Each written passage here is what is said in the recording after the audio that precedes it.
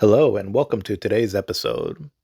We will be discussing the year 2002 and what that brought for video games, along with doing our role play of gaming segment and discussing modern news a bit.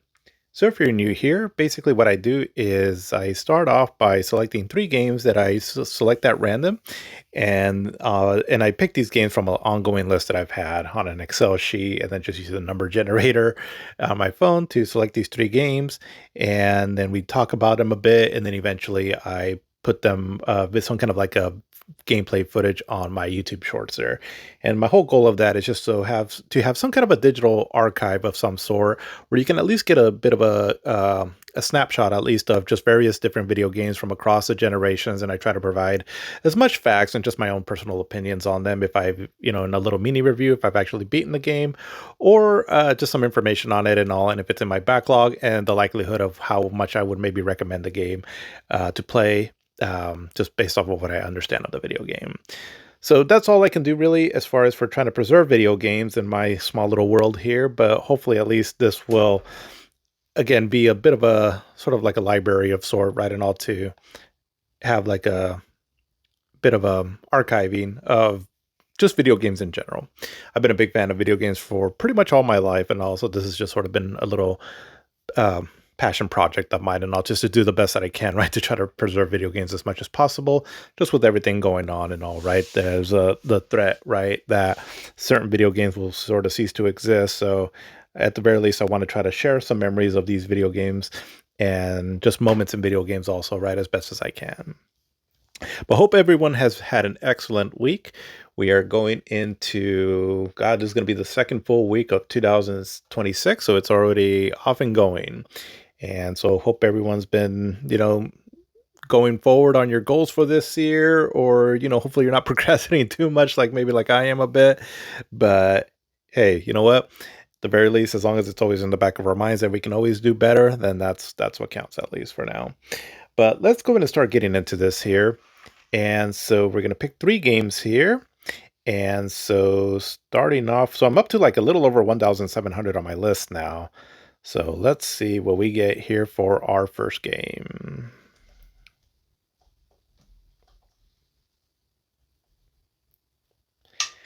All right, so I got number 55. Let's see what that brings.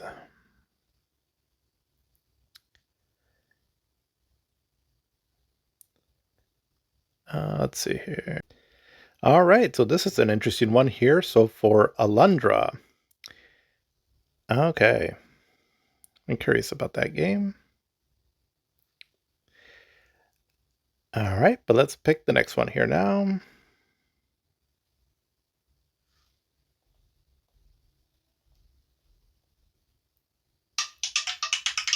Number 52. We're sticking to the early part of the list, apparently. And so number 52, I have Alien Trilogy. Okay.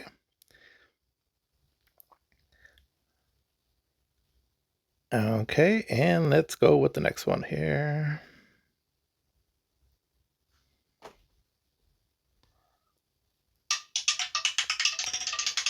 $1,388. All right, so this is an interesting one also. So this is for Superman, but on the Sega Master System. Oh, that's a that's a bit of a rare one. All right, well, I'm gonna say right off the bat here, I don't have a whole lot of familiarity with either one of these three games, but I'll give as much information as I can on it. So starting with Alundra. So this game here, I've actually have had my eyes on it to give it a shot here. It was so I believe this was from the same developers as Landstalker, which is, if you've listened to anything I've been doing so far, you've heard me talk about this game already, how it's one of my favorite on the Sega Genesis. And so I'm pretty sure it's from the same team that did Landstalker. But this game was it's an action RPG from, so again, the team that made or Landstalker, I believe. So Climax, I think. I'm gonna look it up here while I'm talking here, but it has kind of a similar art style to Landstalker as far as like character designs and all. But It's a little bit different though, where it's more of a top-down perspective instead of being in an isometric view. So I do know that this one was very much a fan favorite for a lot of people that got to play it. As okay, here we go. So it looks like it came out in 1997 and developed by Matrix Software. So yeah, so they had some kind of a link to like Landstalker, and the game looks really great. It looks again, the character designs and all are very similar to Landstalker, and also from what I've heard is that it's just a great overall action adventure with or RPG kind of game with a lot of cool puzzles and mazes, and also definitely something that I've been interested in playing. I just for one reason or another just never got around to it. I know that for a while it seemed to be considered like sort of like the PlayStation's version of a Link's game of a Link, like a Zelda game, and but unique unto its own.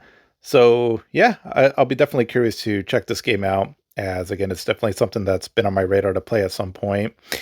Um, Working Designs, I know that much that they published the game, and so Working Designs again was very uh, crucial to bringing out several games from Japan, as they ported over a lot of games from like originally on the PC Engine, and then eventually on the what did they do the PC Engine? I think they did for well to the TurboGrafx anyways.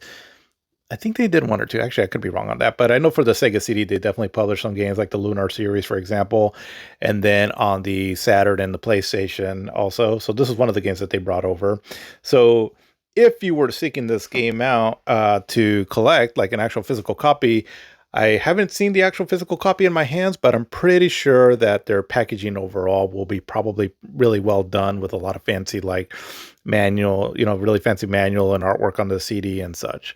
They were really well known for that. Again, that's assuming you can find one in pretty decent condition. But yeah, Alondra, I'll be curious to check out gameplay on this here, as it's definitely one that's, again, that's definitely had my interest. But the next one, though, for Alien Trilogy. And I don't know a whole lot about this one here. So this is also a game from the fifth generation. It was ported over to the PlayStation and the Sega Saturn and perhaps other systems. I'm not sure, but I know those were the two main ones. And what I do know though, again, having grown up as a Sega kid and first with the, I mean, I eventually got the PlayStation, but the Saturn was kind of like our main system for that generation.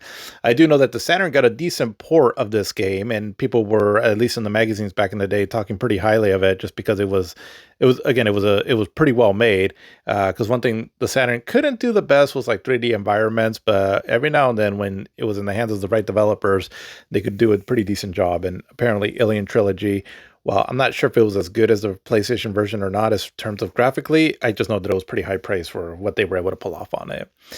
I'm a big fan of the Alien series, and so I'd be curious to check this one out to see if it fares any better than the Alien versus Predator game on the Jaguar, which, while I love the concept of that game, it's ultimately a fairly generic shooter. So I'm wondering if this one, is will be a bit better. And so, from my understanding, I guess it kind of covers scenarios or events, I guess, from the first three Alien movies. I'm not sure, but I'll be interested for sure to check this one out here soon. Also on the YouTube shorts that that I'll grab some video footage for. So yeah, that'll be fun to play those. And then for number 3 is Superman on the the Sega Master System. And it's just recently that I found out about these games actually, because there were some DC comic games that I never knew that were ported over to the Sega Master System. And let's see. So this is actually something that I'm not very familiar with. So I'm just going to pull up some information here. So, okay, because I was going to say, I don't think it came out here in the States. And I was like, because I know that Europe and Brazil got a lot of video games in their regions that didn't necessarily come out here in the United States, and I believe this is probably one of them. But let's see. It came out and looks like in 1992 or so. Um, but yeah, I'm pretty sure this game only came out in either, I'm assuming, Europe and all. But I don't think I know I've played a little bit of the Genesis version, but I haven't really messed around with anything on the Sega Master System one, so I'll be curious to see what it's all about. I mean, I don't expect it to be anything crazy, like really good or anything, but just more of a curiosity, to check it out. Actually, I can't. I'm trying to find to see if it did come out here in the United States. Um, I just keep seeing things for the Genesis version, but I don't really see anything specific about the Sega Master System version because that's the one that I selected here. So I'll try to do a little bit more research and put up some of that information on my YouTube shorts here. But interesting. Yeah. Because I know there was also a Flash game, which I was surprised by. I didn't know that game existed either. Because I don't think that there was a Flash game on the Genesis, but there was definitely one on the Sega Master System. And I did play a bit of that one, and it's okay. I mean, it's, you know, a lot of the games that I feel the Sega Master System got some games that were ported over or that were done around the same time as 16-bit versions, and they just weren't quite as good. And and they came out like a little bit later in the Master System's lifetime. So, some of the easy pickings on that is Altered Beast and Golden Axe. They're just not very great ports, I feel, on the Sega Master System. And then also just a lot of other games like Strider, Streets of Rage, for example. And, they were just really dumbed down versions where I feel like a lot of 8-bit games, they just really excel when there were games made with the hardware in mind, as opposed to trying to be a port, a size down, right, from their big brother on the fourth generation, that they just didn't, play as well. The graphics weren't quite as good and just ultimately not as fun. But I'm kind of thinking that this Superman game might be like that, but maybe there's some fun to have it, in the Sega Master System version. So like I said, I'll try to dig up a bit of information on that to provide some info on it for anybody that might be interested in that there. But yeah, let's see. So not a whole lot that I can talk on these games here, but that's good though. And this is kind of why I like doing this here. I just love talking about video games in general, and so there's I know that I'll never be able to play all these games, in my lifetime and all. And so this at least gives me a bit of an outlet to discuss some of these games here and all that I know I'll probably never really fully play. But then, like I said, also share some information on them with you, with everyone as well too. So that'll be interesting on these 3 games here, as I don't have a whole lot of information more on that, but it'll be fun to discuss them a little later. But that's what I got here for Roulette of Gaming. And so we're going to touch base just a little bit on modern gaming news. I did take some notes down here, but some of the stuff that I took notes on, I don't have a whole lot of info, as some of this stuff is a little bit techie. So I'll just try to pass along some information as best I can, and we'll go from there. But let's see, starting off. So, starting off on this news here, a bit of a downer, but we did lose David Rosen, who he was, with Sega for a long time. And he was, I believe, a co-founder of Sega, going back to like the early days. Because I want to say that Sega, I want to say, started in Hawaii, and I want to say it was during the war.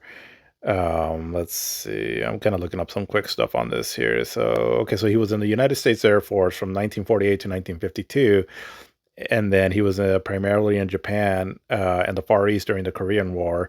So it looks like he returned to Japan and started Rosen Enterprises.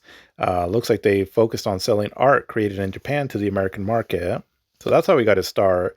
But then looks like he moved over to do coin-op amusement machines that were popular in Japan. In the United States to Japan to expand on their leisure market over there. And so ultimately, this is where Sega gets its name from, because I was like, I knew he had a bit of a hand in this, or as far as like he was, like when his business merged or something with another one. But basically here, I'll just read this quick little bit. So in 1965, Rosen Enterprises Ltd. merged with Nihon Garaku Busan. Nihon Garaku Busan Ltd. used the brand name Sega. The name originates from Service Games, Japan. So the SE in service and the GA in games is how Sega got its name, for their jukeboxes and slot machines. After the merger of the two companies, Sega Enterprises was established, and Rosen became chairman and chief executive of the resulting company. Rosen co-founded the Japan Amusement Association in 1967 and was elected as chairman. So in 1966, under Rosen's direction, Sega Enterprises created its first original game called Periscope. There it is. Okay. Which led to the introduction of 25-cent play in the United States. So yeah, so he was one of the main co-founders of Sega, and unfortunately, he did pass.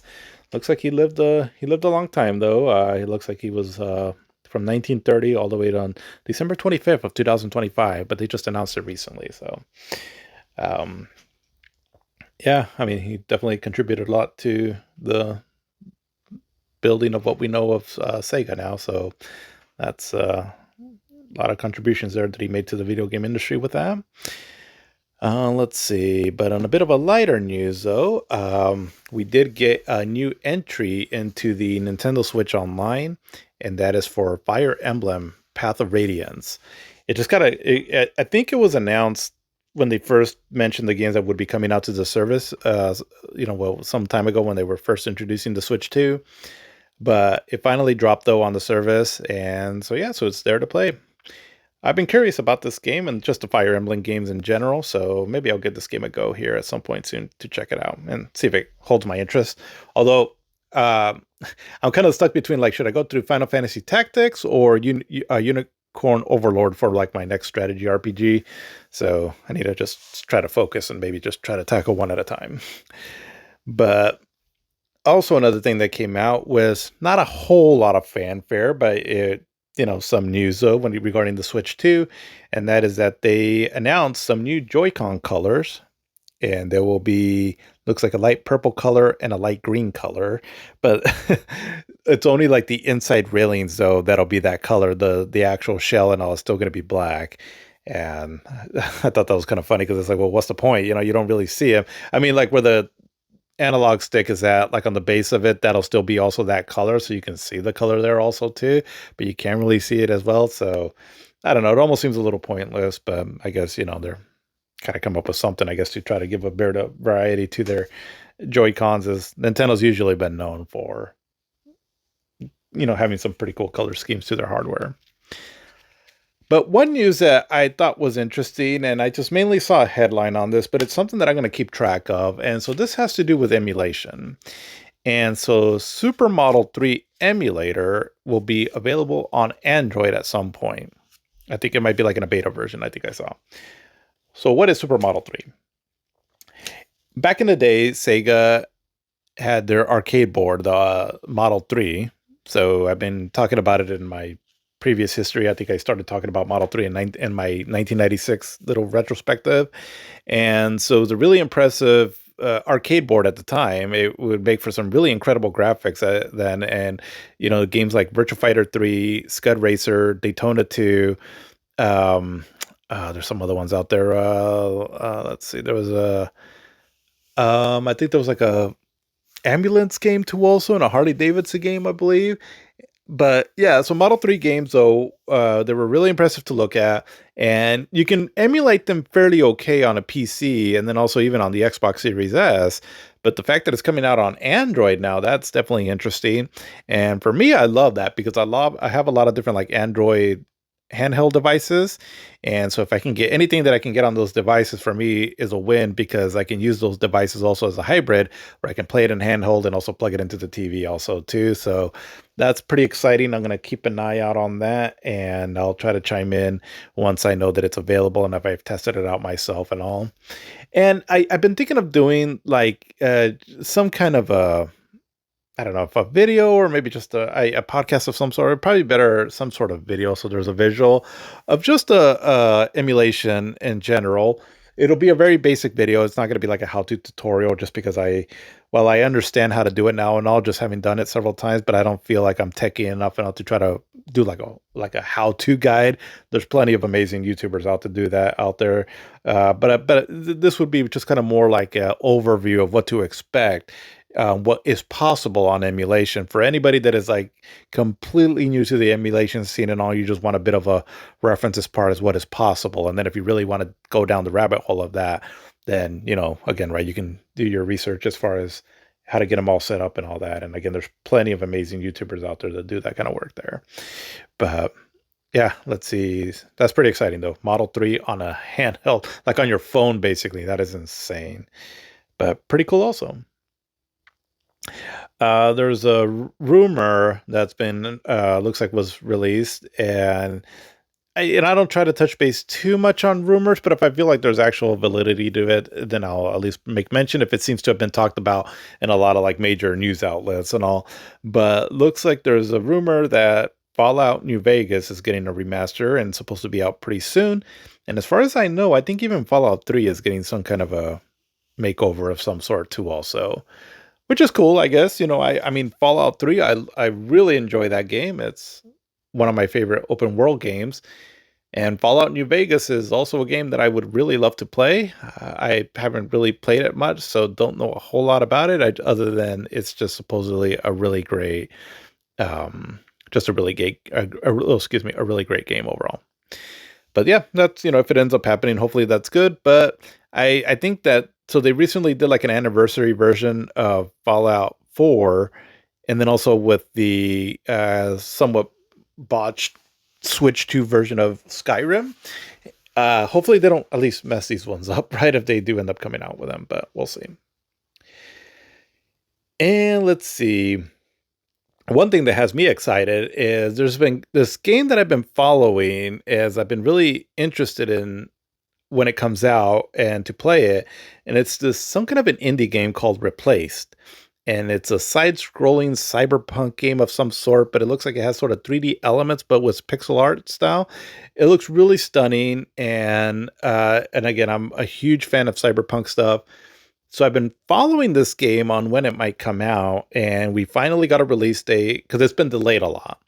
But it's coming out on March 12th of 2026. So that's very exciting. I'm it looks really fantastic. That is one game that I do plan to hopefully get.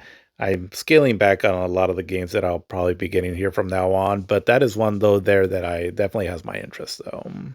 So again, Replaced March 20th, I'm sorry, March 12th of 2026. But one of the bigger stories that was going around here is, well, there's two things and that revolve around Grand Theft Auto 6.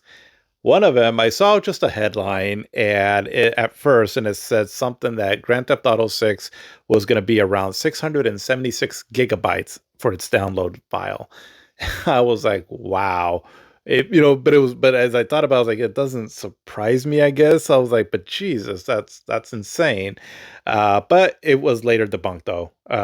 So as of right now, according to Skynet, it basically is estimated to be around 150 to 200 gigabytes or so, give or take.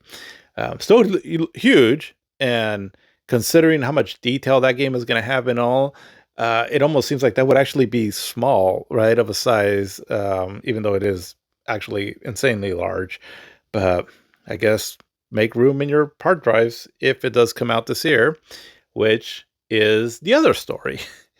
So there's this journalist, a video game journalist, Jason Schreier. He seems to be pretty popular as far as being able to get the latest scoop on ongoing stories, and he looks like he has a lot of connections in the video game industry.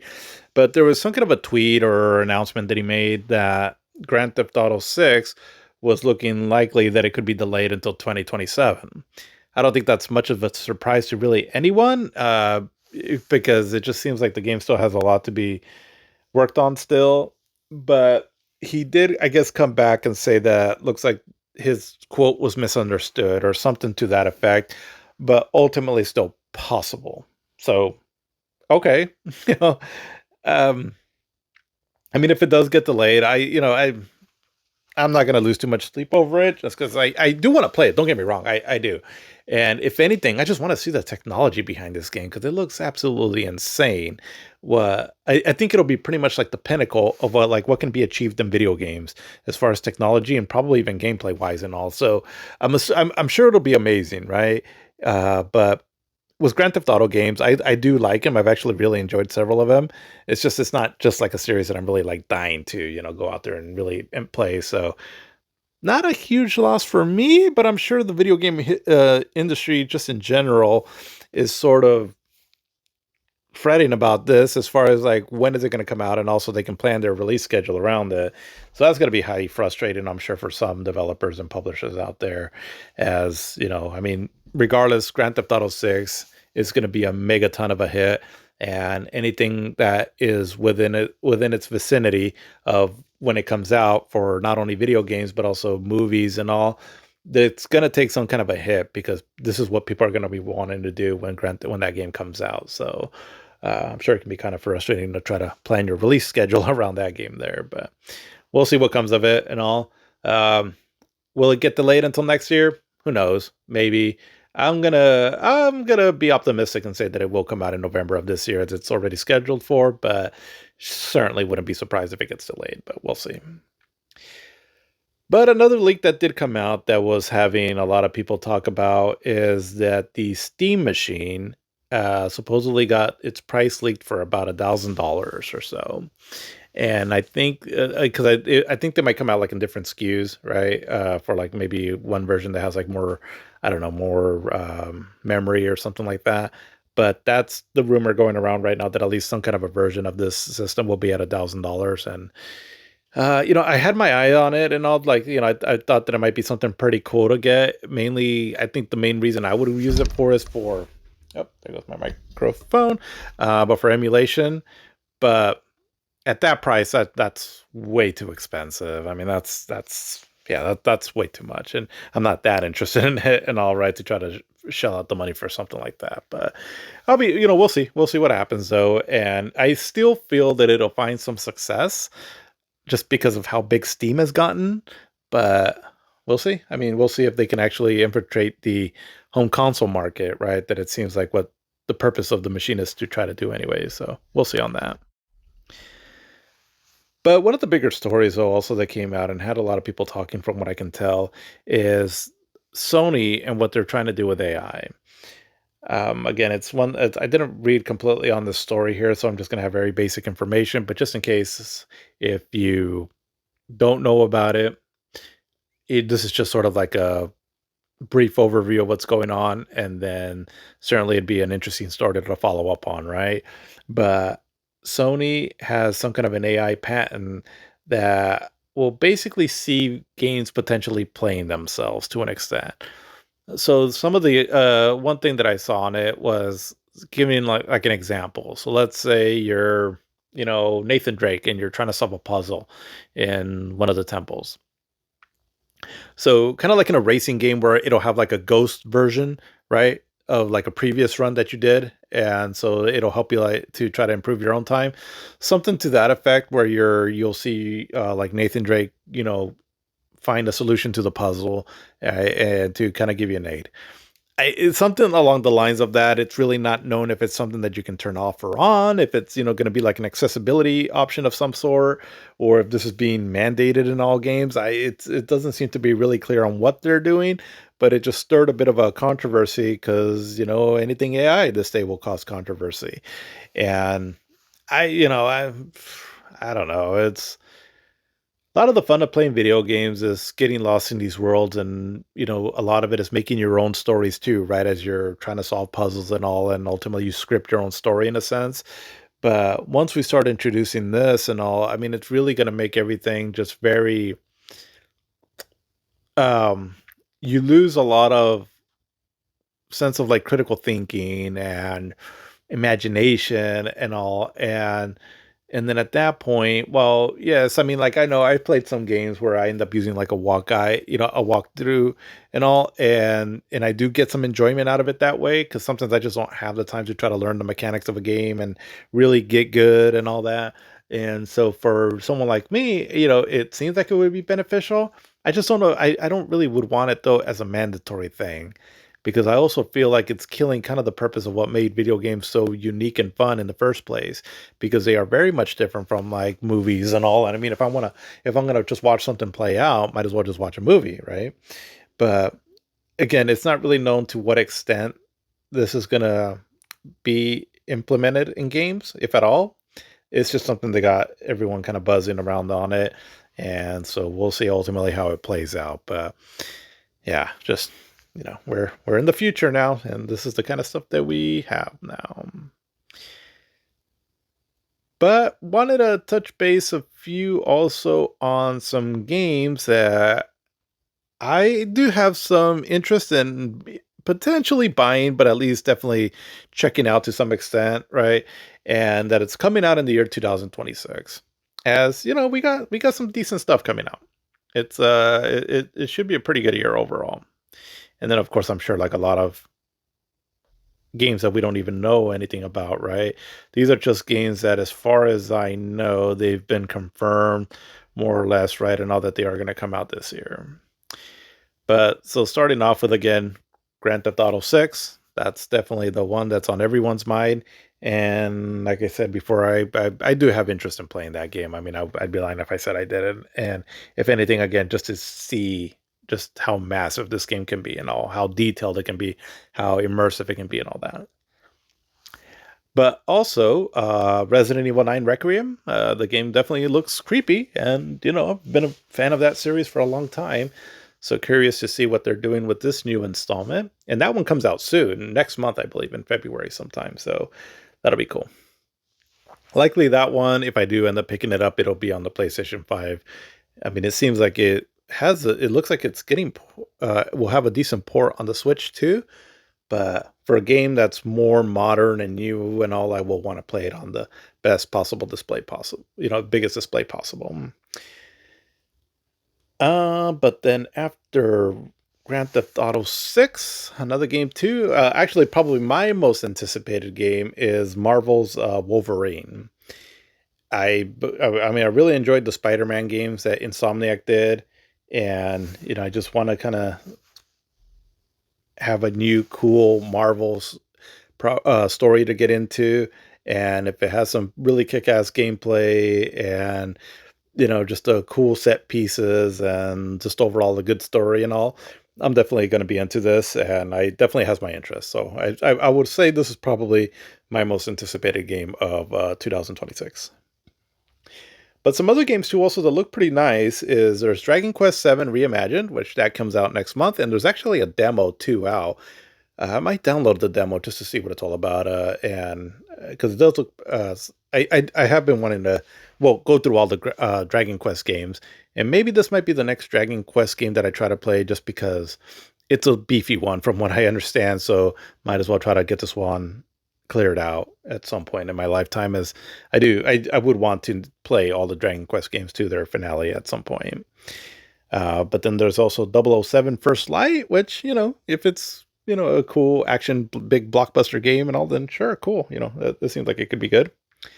Pragmata from Capcom. I haven't really been keeping up with the trailers of it or gameplay overviews and all, but it seems to be getting some pretty good buzz, and it does look nice from what I've seen it. So Capcom, they might have a pretty big year this year with Resident Evil 9 Requiem, and then Pragmata, and then also another game too that I'm really looking forward to from them is Onimusha Way of the Sword. So they're bringing that series back, and yeah, that's awesome. From what I've seen of the trailers of that game does look impressive. But then we got Sorrows, which from Housemarque, I believe, that they did Returnal.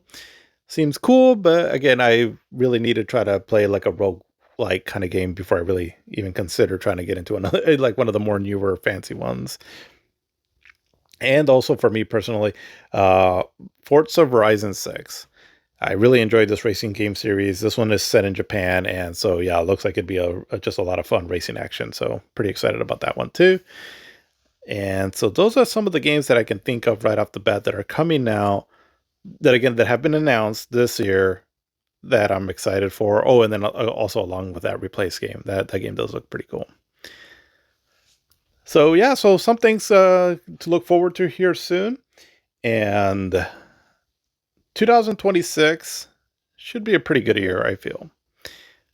Um, I feel like we're kind of getting into the groove here of the ninth generation now, finally, that we're starting to see some fairly consistent releases now, and games that, while, I still feel like the jump from eighth to ninth generation hasn't been too big, but we're starting to see some stuff that is still pretty impressive on its own right. So yeah, here's hoping to another great year.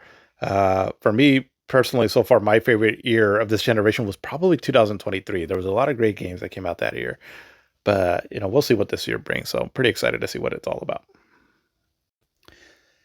And one last thing that I wanted to share too, also here before we start getting into 2002, is I thought it was really sweet what my oldest daughter did. I picked her up from school the other day, and she was really excited. She's like, "Daddy, Daddy, look, I made you a drawing." I was like, "Oh, okay, that's sweet. You don't have to do that." And so I looked at what it was, and basically what she did was she drew out, to her understanding, a picture that is about Claire Obscure. And so, because I forgot how I started talking to her about it, but because she would watch me play the game a bit, and she's like, "You're playing that Expedition 33 game," and so she was just kind of curious, like what it's about. I was trying to explain it to her as best as I can, in a kind of kid friendly way, and so she kind of understood it. And so I was explaining a bit to her, and again in a very kid friendly way, more or less what happens at the end, right? That you get a choice, and so kind of like, which one would you choose? And so I explained to her that clair obscur means basically light and dark in French, and that there's a light and dark theme, and what was the other thing that I explained to her? Because again, I was trying to explain it to her in a way that's very kid friendly, because the game can have some pretty dark themes to it. But and then so she would see, and then she saw me one evening play the beginning stretch of the game. So she got to see like characters like Gustav and Mael when they're first, going to go see what's her name, Sophia, as they're going through the rooftops. So anyway, so she got to see a little bit of that. So she got to see like the flowers and all. And so the drawing that she made is basically where half of it has sort of like a night theme, and then the other half has like a day theme. And then it has like the number 33, and then it has like a character with a mustache and all. And so it's super cute. So let's see if my editing skills don't fail me here. I'll put up a picture of it here on the screen here. But I just thought it was really cute, and in her way, how she interpreted the story, and I thought that was actually pretty fun, how she did that. But yeah, it's interesting because they'll see me play games and all, and so then they're starting to ask questions about it, and so because usually it's at nighttime, well, I'll play kind of the more mature rated games, I guess. Yeah, or I'll play them handheld, as obviously I don't, there's certain things that that's probably going to be a little bit too much for them, for kids to see on my big old OLED screen, in the living room. But it's just kind of cool, I thought, on how she interpreted, right, the little bit that she saw of the game, and then my explanation about it, and also I thought that was cute. But let's get in here into the year 2002. So I do have a lot of fond memories of this generation here. And actually, I think I forgot to mention one game here. Let me add something here, because I'm pretty sure this game came out in 2002. But I remember during this stretch here is basically I started, so I was working now in 2002. I was 22 years old at the time, and so I was starting to work, having my own money. And so this is where I started getting, because at this point, when I was like 20, 19, 18, 19, 20, 21, I was working, but didn't have the most stablest of jobs, excuse me, or making a whole lot of money. And so by the time I was 22, though, I had gotten a job that I was doing okay money for myself at the time. And I was young, so I didn't have like a whole lot of commitments then. And so I was buying a lot of video games during this stretch here. And so then this is also the year for me personally where I really got into this generation, because I still had my Dreamcast and then the PlayStation 2. And this is the year that I got the GameCube and the Xbox. So I'm going to touch base a little bit on that. My little stories on those. I think I might have mentioned it last time, but this is just for my frame of reference on how I started getting into these consoles, even though the systems came out the previous year. But for the Xbox, so I think I mentioned the last time that I had a buddy. I was at the store, and actually, it'll kind of tie into a game that came out this year also. But I was at Walmart, and I was looking for Kingdom Hearts, and so when I was there at the store, this guy that I was working with, he was a pretty cool dude. We had already kind of gotten along there at work, but I didn't know he was a gamer, and so he was there at Walmart too, and he was picking up his he was rebuying the Xbox because I think he said he bought the Xbox at first, he had to sell it for some reason, then he was getting it again, and he was also getting Halo. And so he's like, "Oh, what are you getting?" And I'm like, "Oh, I'm getting this Kingdom Hearts game." He's like, "Oh, that's cool, but you should really get this Xbox, man. You know, this Halo's really cool." And all. I was like, I don't know, man. But he's like, "Well, I'm getting it right now. Let's go hang out, and so you can check it out." So I'm like, "All right." So we go over to his place, and so we start playing some Halo. And the first station that I started playing, or that I watched him play, was one where the flood comes out. When you're in that jungle, you go in that base, and then all the flood comes out. And so right off the bat, I was like, "Oh wow, this is actually kind of cool. This is sort of like Aliens meets Starship Troopers in a way." That was my immediate thought about it. And so then I was like, "Yeah, actually, I think I do want to get the Xbox then." And the other reason too also was right around the corner, which it ended up coming out late this year. So Kingdom Hearts came out in 2002, and then late in 2002 in Japan, but then early 2003 was Panzer Dragoon Orta. Now, again, if you've listened to anything that I've said, I've been very much a Sega kid, was with the Saturn all the way through and all that. So for me, Panzer Dragoon Orta was kind of like a killer app for the Xbox, right? For me personally, the game overall, I'm sure it was. I mean, it was pretty well received. It's just that I don't think it was like very commercially successful. But that was like one of the things that lured me into getting the Xbox. And the other thing too is that while Sega was starting to put a lot of their games on the other systems, it seemed that they were putting a lot of games on the Xbox that felt like they were going to be on the Dreamcast.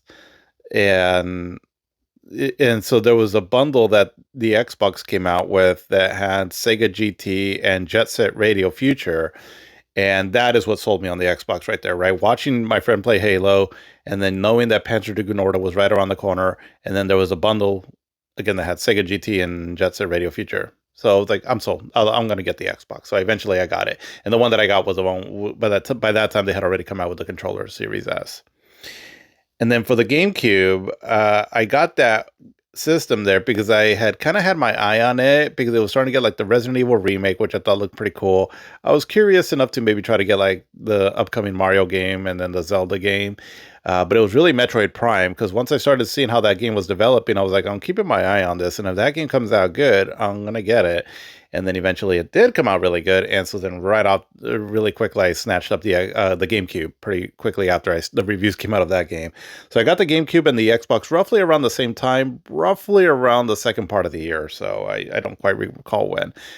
So then I had my whole little setup there, right, of having a my let's see, like all my systems because I remember buying a because I bought like this entertainment center and all, and had all my systems there. And so eventually, let's see, was it in 2002?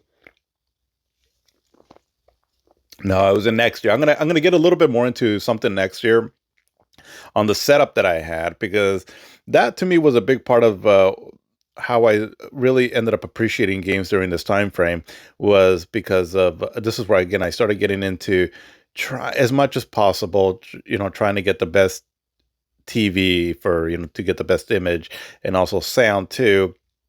As aside from being a video game nerd, I'm also a bit of a movie nerd as well too, and I'm also kind of a nerd as far as like trying to get the best possible picture and sound within my budget that I can get, and that still has kind of lingered on to this day. And for me, it's just because it's not only just the playing of the games; it's also I just like being immersed in the experience that of having the best sound and picture quality possible. And kind of the same with movies, right? And all I just really like enjoying watching them when the best possible picture. And so usually on the setup that I game on is also where I watch movies on. And it kind of started within this time frame here, right, where I was trying to seek out the best TV and the best sound system, again, within my budget at the time.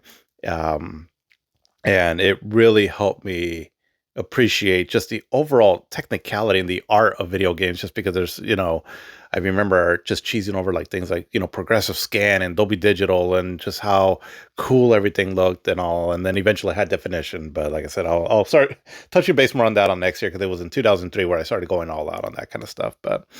Um, but yeah, but let's kind of jumping ahead a bit. So let me get back in here and start going over just 2002 as a whole, as far as statistics and some general information on what happened this year in video games. Let's see. Okay.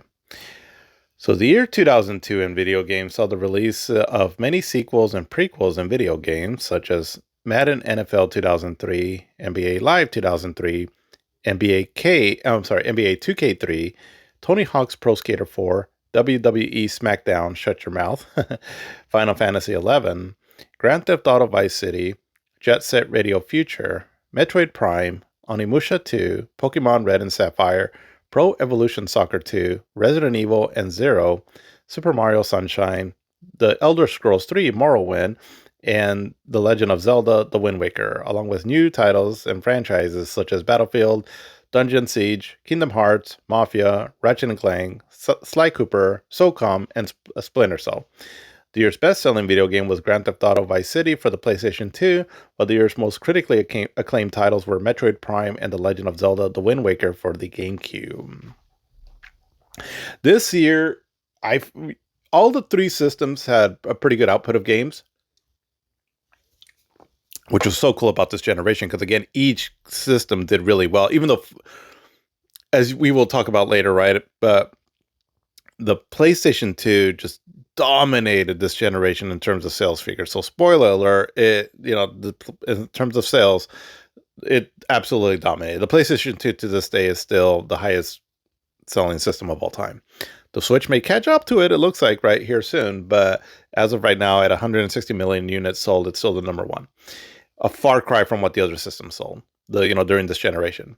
Having said that, though, the Dreamcast was already out, right? But the GameCube and the Xbox, even though they weren't as financially successful or even close to it, there was still a lot of great games that came out on these systems, and that's why, even to this day, these systems are still remembered very fondly.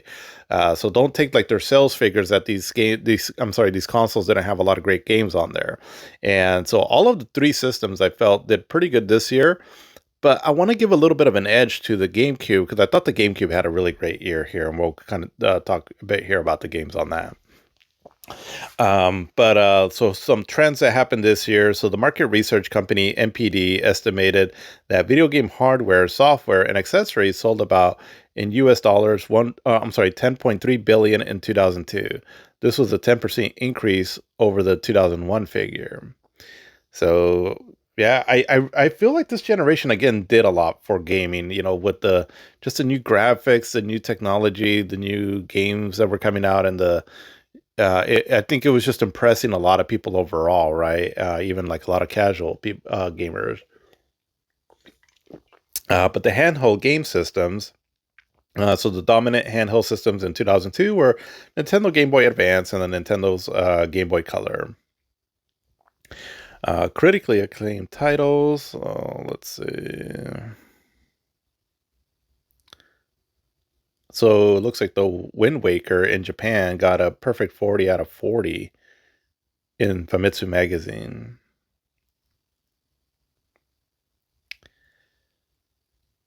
Let's see. Metacritic. So Metroid Prime. I know Metroid Prime is known as one of the highest rated games of all time still. Looks like it's Metacritic score 97 out of 100 and game ranking score 96.33. Yeah, Metroid Prime is known as one of the better games of all time, as far as, the Metacritic score goes.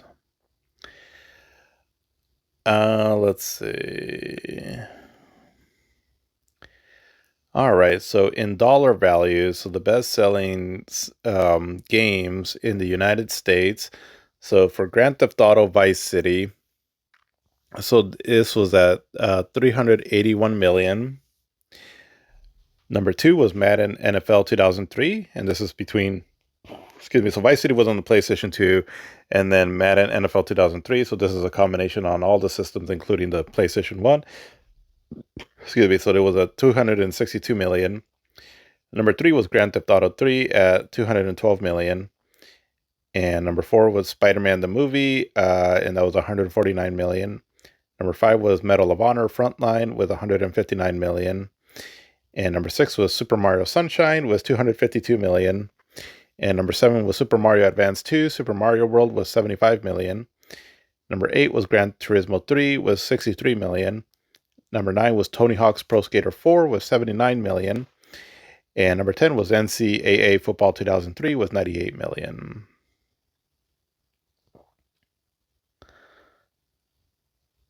Okay, let's see here. So just events that happened throughout the year. So the Academy of Interactive Arts and Science hosts the annual Interactive Achievements Awards, inducts Will Wright of Maxis to the AIAS Hall of Fame. BAFTA, the British Academy of Film and Television Arts, holds 5th annual BAFTA Interactive Entertainment Awards for Multimedia Technologies. 10 of 21 awards go to video games. Awards Ian Livingstone, the BAFTA Interactive Special Award. I'm not sure what it means there. But the Big Fish Games is founded with Paul Thelen as the only employee. Eidos Interactive selects Dutch model Jill de Jong as the new digitized Lara Croft character. Gamma Networks hosts the 4th annual Independent Games Festival. Game Developer Conference hosts the 2nd annual Game Developers Choice Awards. Sega establishes the Sega Mobile Division to develop, produce, and distribute video games for mobile phones and PDAs. Establishes the Sega.com Business Solutions Division to service video game developers and publishers. Rockstar Games embroiled in controversy for its Grand Theft Auto 3 and Grand Theft Auto Vice City games.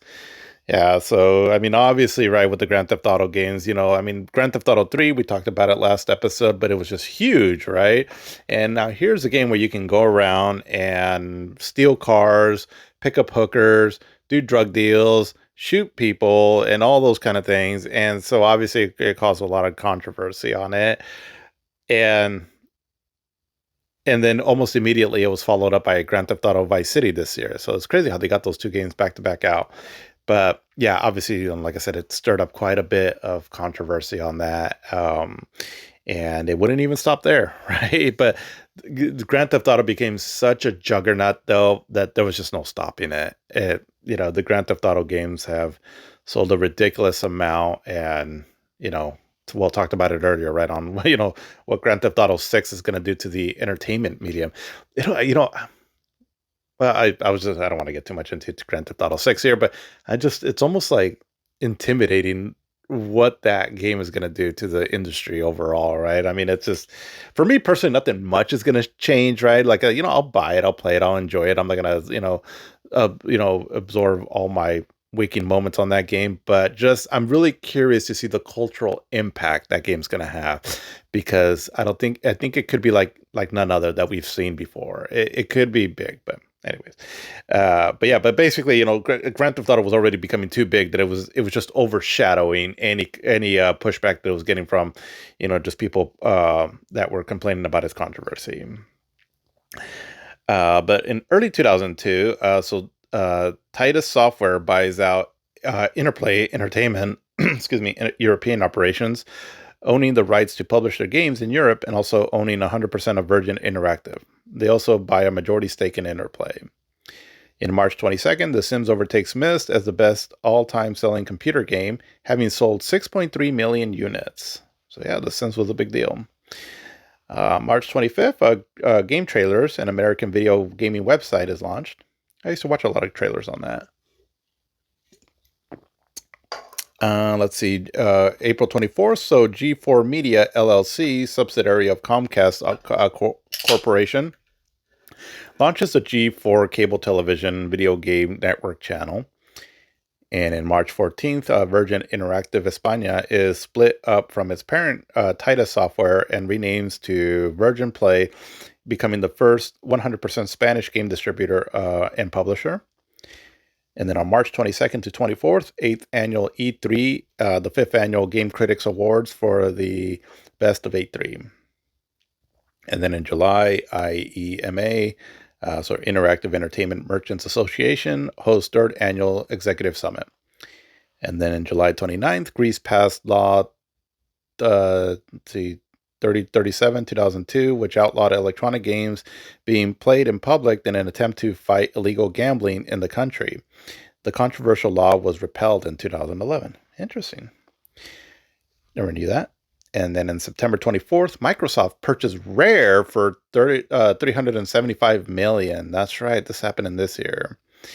And then in October 28th to November 3rd, the 2002 World Cyber Games are held.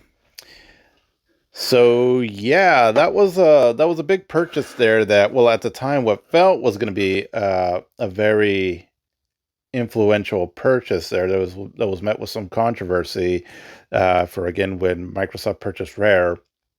And so basically, Rare was mainly known, was almost pretty much synonymous with Nintendo, and they they'd started having a pretty good output of video games for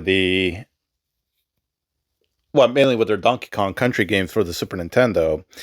But then they've also had like the Battletoad games, and then even going earlier on, like the what was that game? The RC Pro-Am, and there was like a Cobra Triangle, I think. Am I saying that? Am I guessing that name correctly on a game? But anyway, so early Nintendo stuff, and then in the Nintendo 64, they had a lot of great games, right? That were really popular on that system.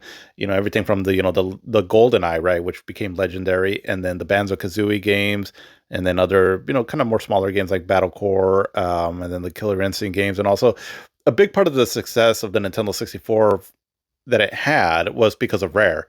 And I mean, if it wasn't because of Rare, really, Nintendo would have been the main one just doing games on that were more notable game releases. So it seemed like with Microsoft buying Rare that they were going to start getting a lot of those games. And so it seemed interesting, right? For a lot of people, they're like, oh, okay, well, maybe this is going to give that edge to Microsoft, where we're going to get. So the thought at the time, at least for me personally, I can't speak for everyone, but this is what I was thinking at the time. And I started becoming kind of excited for the Xbox. So you have a system that seems to be kind of a PC at home, and this could be the system that we could play like kind of more PC-like games that wouldn't come out to consoles before. So for example, a game that came out this year, which was The Elder Scrolls 3 Morrowind, which is a very kind of PC-like RPG experience, but it ended up coming out on the Xbox. So that was my thought, right? I was like, okay, so we're going to get these kind of games now on this system, and it's going to get Rare games. So we're going to have games like Banjo-Kazooie or whatever the next iteration of like a GoldenEye type game is going to be. Jet Force Gemini, things along those lines, right? And are we going to get Donkey Kong then? And so that was my thought at the time. I was like, oh, that's cool. So that gives a pretty powerful third party developer for the Microsoft console. And so it made my purchase of the Xbox seem more appealing, right? More justified. Again, that was my thought at the time, right? Rare. There was, and there could be a big argument made here for like what happens to companies when they're purchased by Microsoft, right? Like what is happening now, in nowadays, they purchased Activision, and they have all these IPs, and then when they purchased God, I always struggle saying this, Bethesda, but really, what have they been doing with with their intellectual properties? I mean, a lot. You could say that not a whole lot, right? And it kind of started here with Rare. I mean, what game did Rare come out with on the Microsoft Xbox consoles that was really worth it? Like on the Xbox, it came out with what was it called? Is it called Grab by the Ghoulies? I don't know. The name seems inappropriate, but Grab. I think that's what it's called. And then What else did they come out with it? I can't really even think of anything major on the Xbox, the original one. There was the Conker's Live and Reloaded kind of remake of Conker's Bad Fur Day. And I can't really think of anything else. But anyway, those games will come later, so I don't want to get too much into it here. But long story short, for me personally, I mean, it seemed like they kind of let them die out, right? Which was unfortunate because Rare had such a great team of developers and all that they were producing a mass output of games on the Nintendo 64. But maybe there was stuff happening behind the scenes too, also where Rare was already starting to die out or their quality was already starting to die out. And maybe that's why Nintendo let them go. I have no idea. I'm just speculating, right? Because I know Nintendo had they didn't own it, but they had like a big majority share in them. And so they sort of had dibs on the company, but they were just outbidded by Microsoft because, Microsoft has, all the money in the world. But something to that effect, anyways. I could be wrong on some of that there. But basically, long story short, as excited as I was for that news bit there, as far as it justifying my purchase for the Xbox at the time, it never really panned out, and not only for me, but I'm sure for a lot of gamers out there. So, um, but yeah, anyways, let's see. All right, but let's start going here towards just games in general that came out here. So I'm not going to be able to touch base on all the games, obviously, right, that came out this year. I just kind of wanted to try to touch base though on some of the more main ones because again there was a lot of cool stuff that came out this year, and there was actually one game that I was just thinking about that it was a favorite of mine during this time, and I'm pretty sure it came out in 2002. Let's see. Um,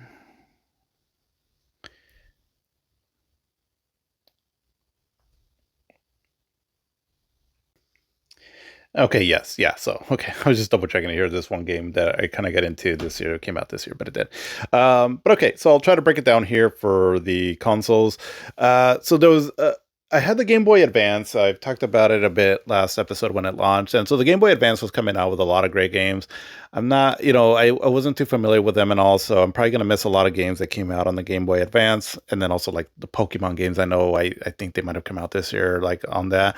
So I'm going to miss a bit of that there also. So forgive me if I don't capture everything on that system there. I know there's one that came out this year that I'll talk about that I was really excited for. But like I said, right now, I didn't really get too much into the head. So this will keep going forward. So with the Game Boy Advance, the Nintendo DS, the PSP, the PS Vita, and then the 3DS, I didn't own I owned some of these systems in the time that they were relevant, but I didn't really get too much into them though. So it's actually not been until later that I've been getting into these handheld systems. So if I come across some notable game releases as I'm just kind of doing my quick little research, I'll try to talk about them. But just FYI, because I know those systems had a big following. And so if you're thinking about like, hey, how come you didn't talk about this game or this game on those systems? That is why I'm trying to, give like a overall general view of some of the more notable releases throughout the years as I'm doing this.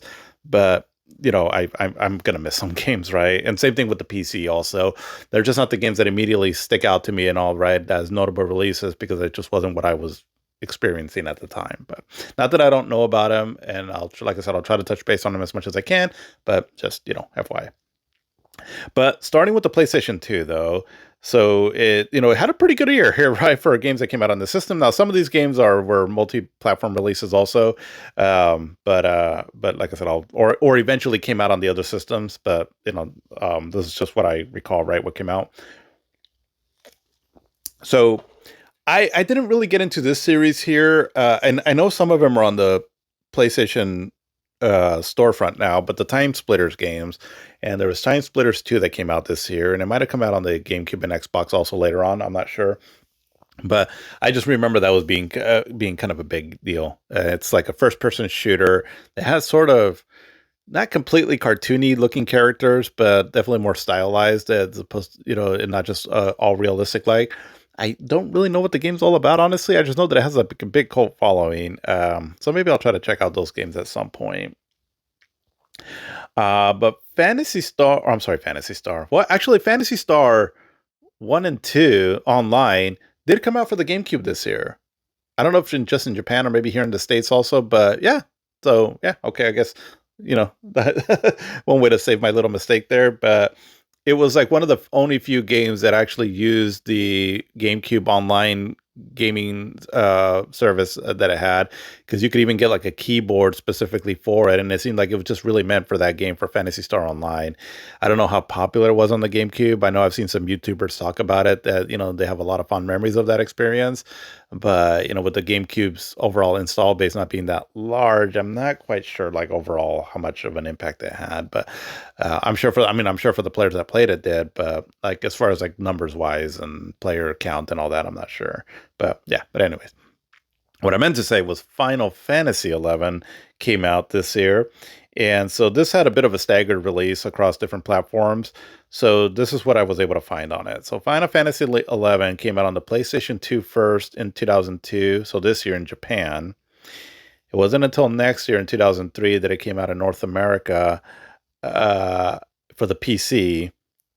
But then in 2004 in North America for the PlayStation 2.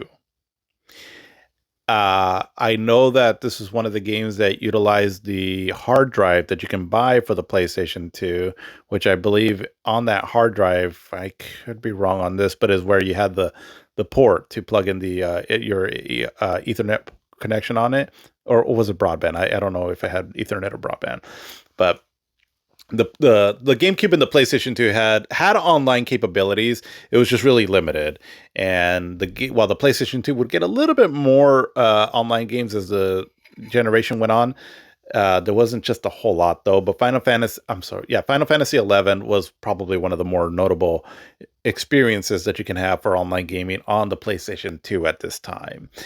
And I don't know much about this game. Again, I'm just not an online multiplayer RPG kind of guy.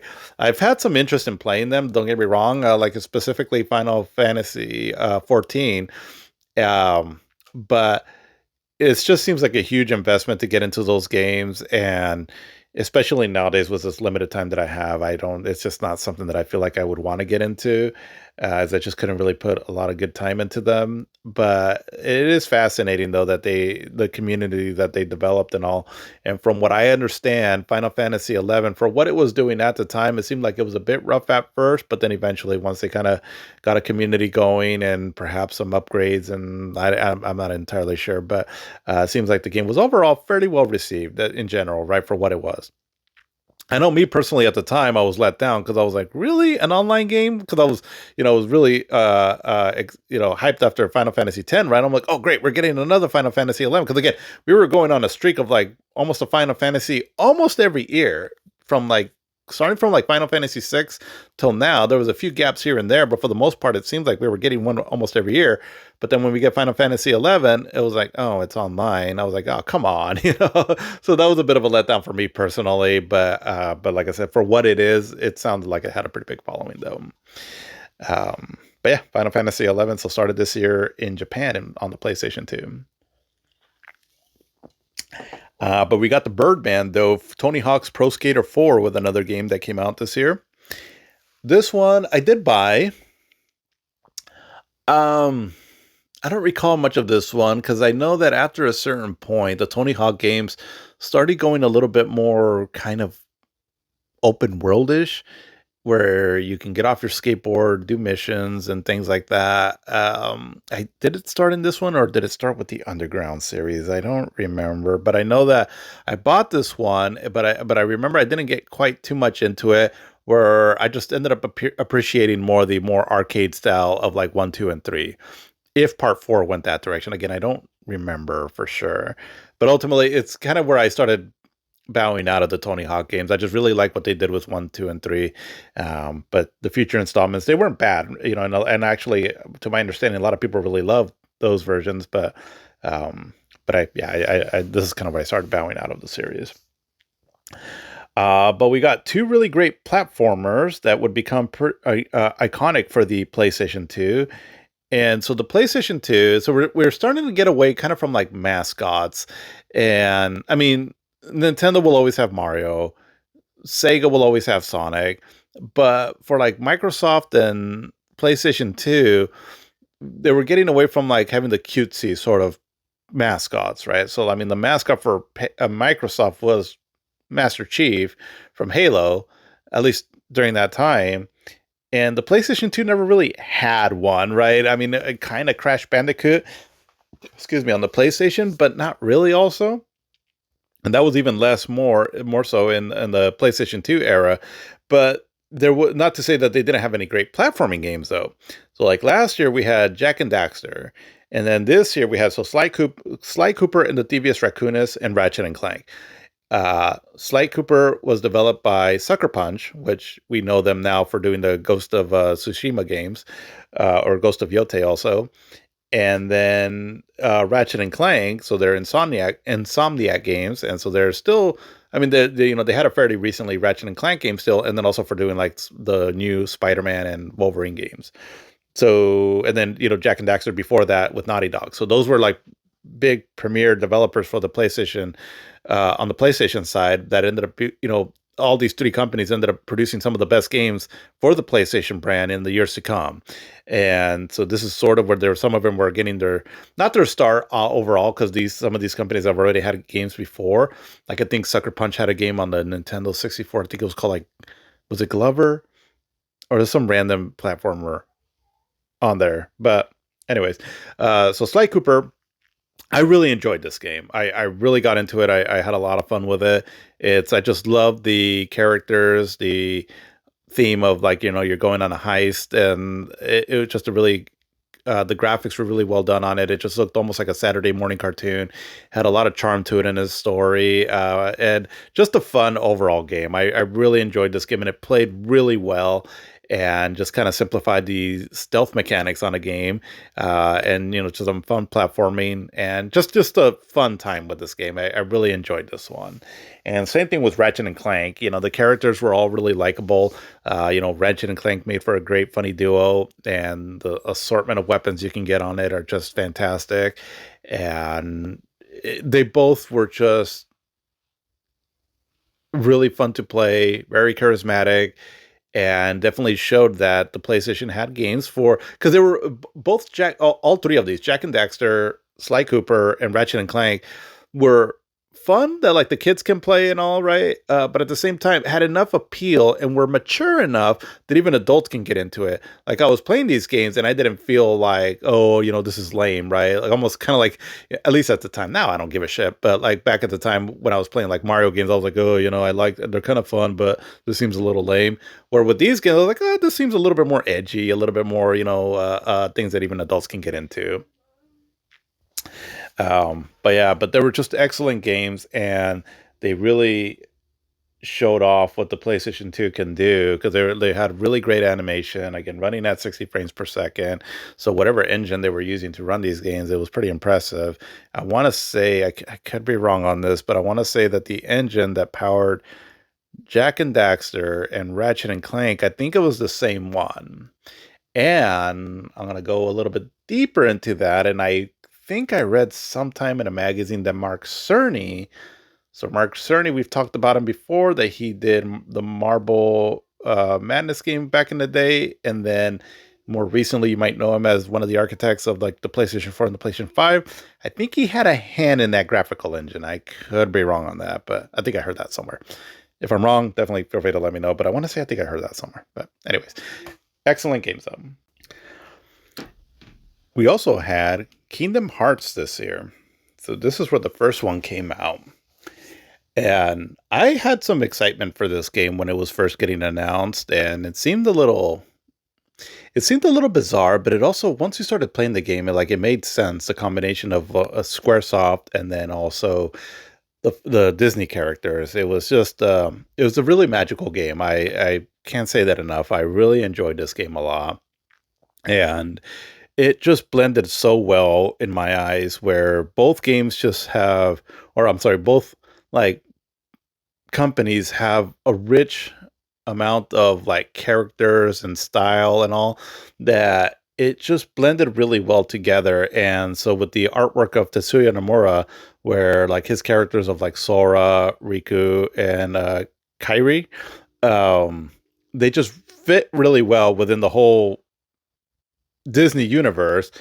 And this one in particular is my favorite one out of all the series because for me, it was a more simplified story and it it didn't get, it really felt like you were on an adventure going through all it blended well, I guess, the story that it was trying to tell along with like the storylines that we already know and love from a lot of like the classic Disney cartoons, right? So like let's see, like Tarzan and Alice in Wonderland. And what is one of the other ones? God, I'm trying to blank for some reason on some of these, like Beauty and the Beast to an extent.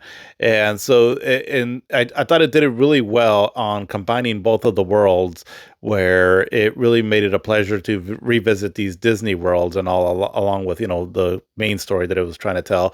So it really felt like a awesome blending of the two, right? SquareSoft storytelling along with Disney, and then that with like really incredible graphics at the for the time, and definitely brought both properties to life with like the SquareSoft like characters and then also like the Disney characters, and then you get a lot of like cameo appearances from popular Final Fantasy games, like you had Cloud in there, Squall, Aerith, Yuffie, Sid, and so it was just really cool seeing everything fleshed out in here and with both properties.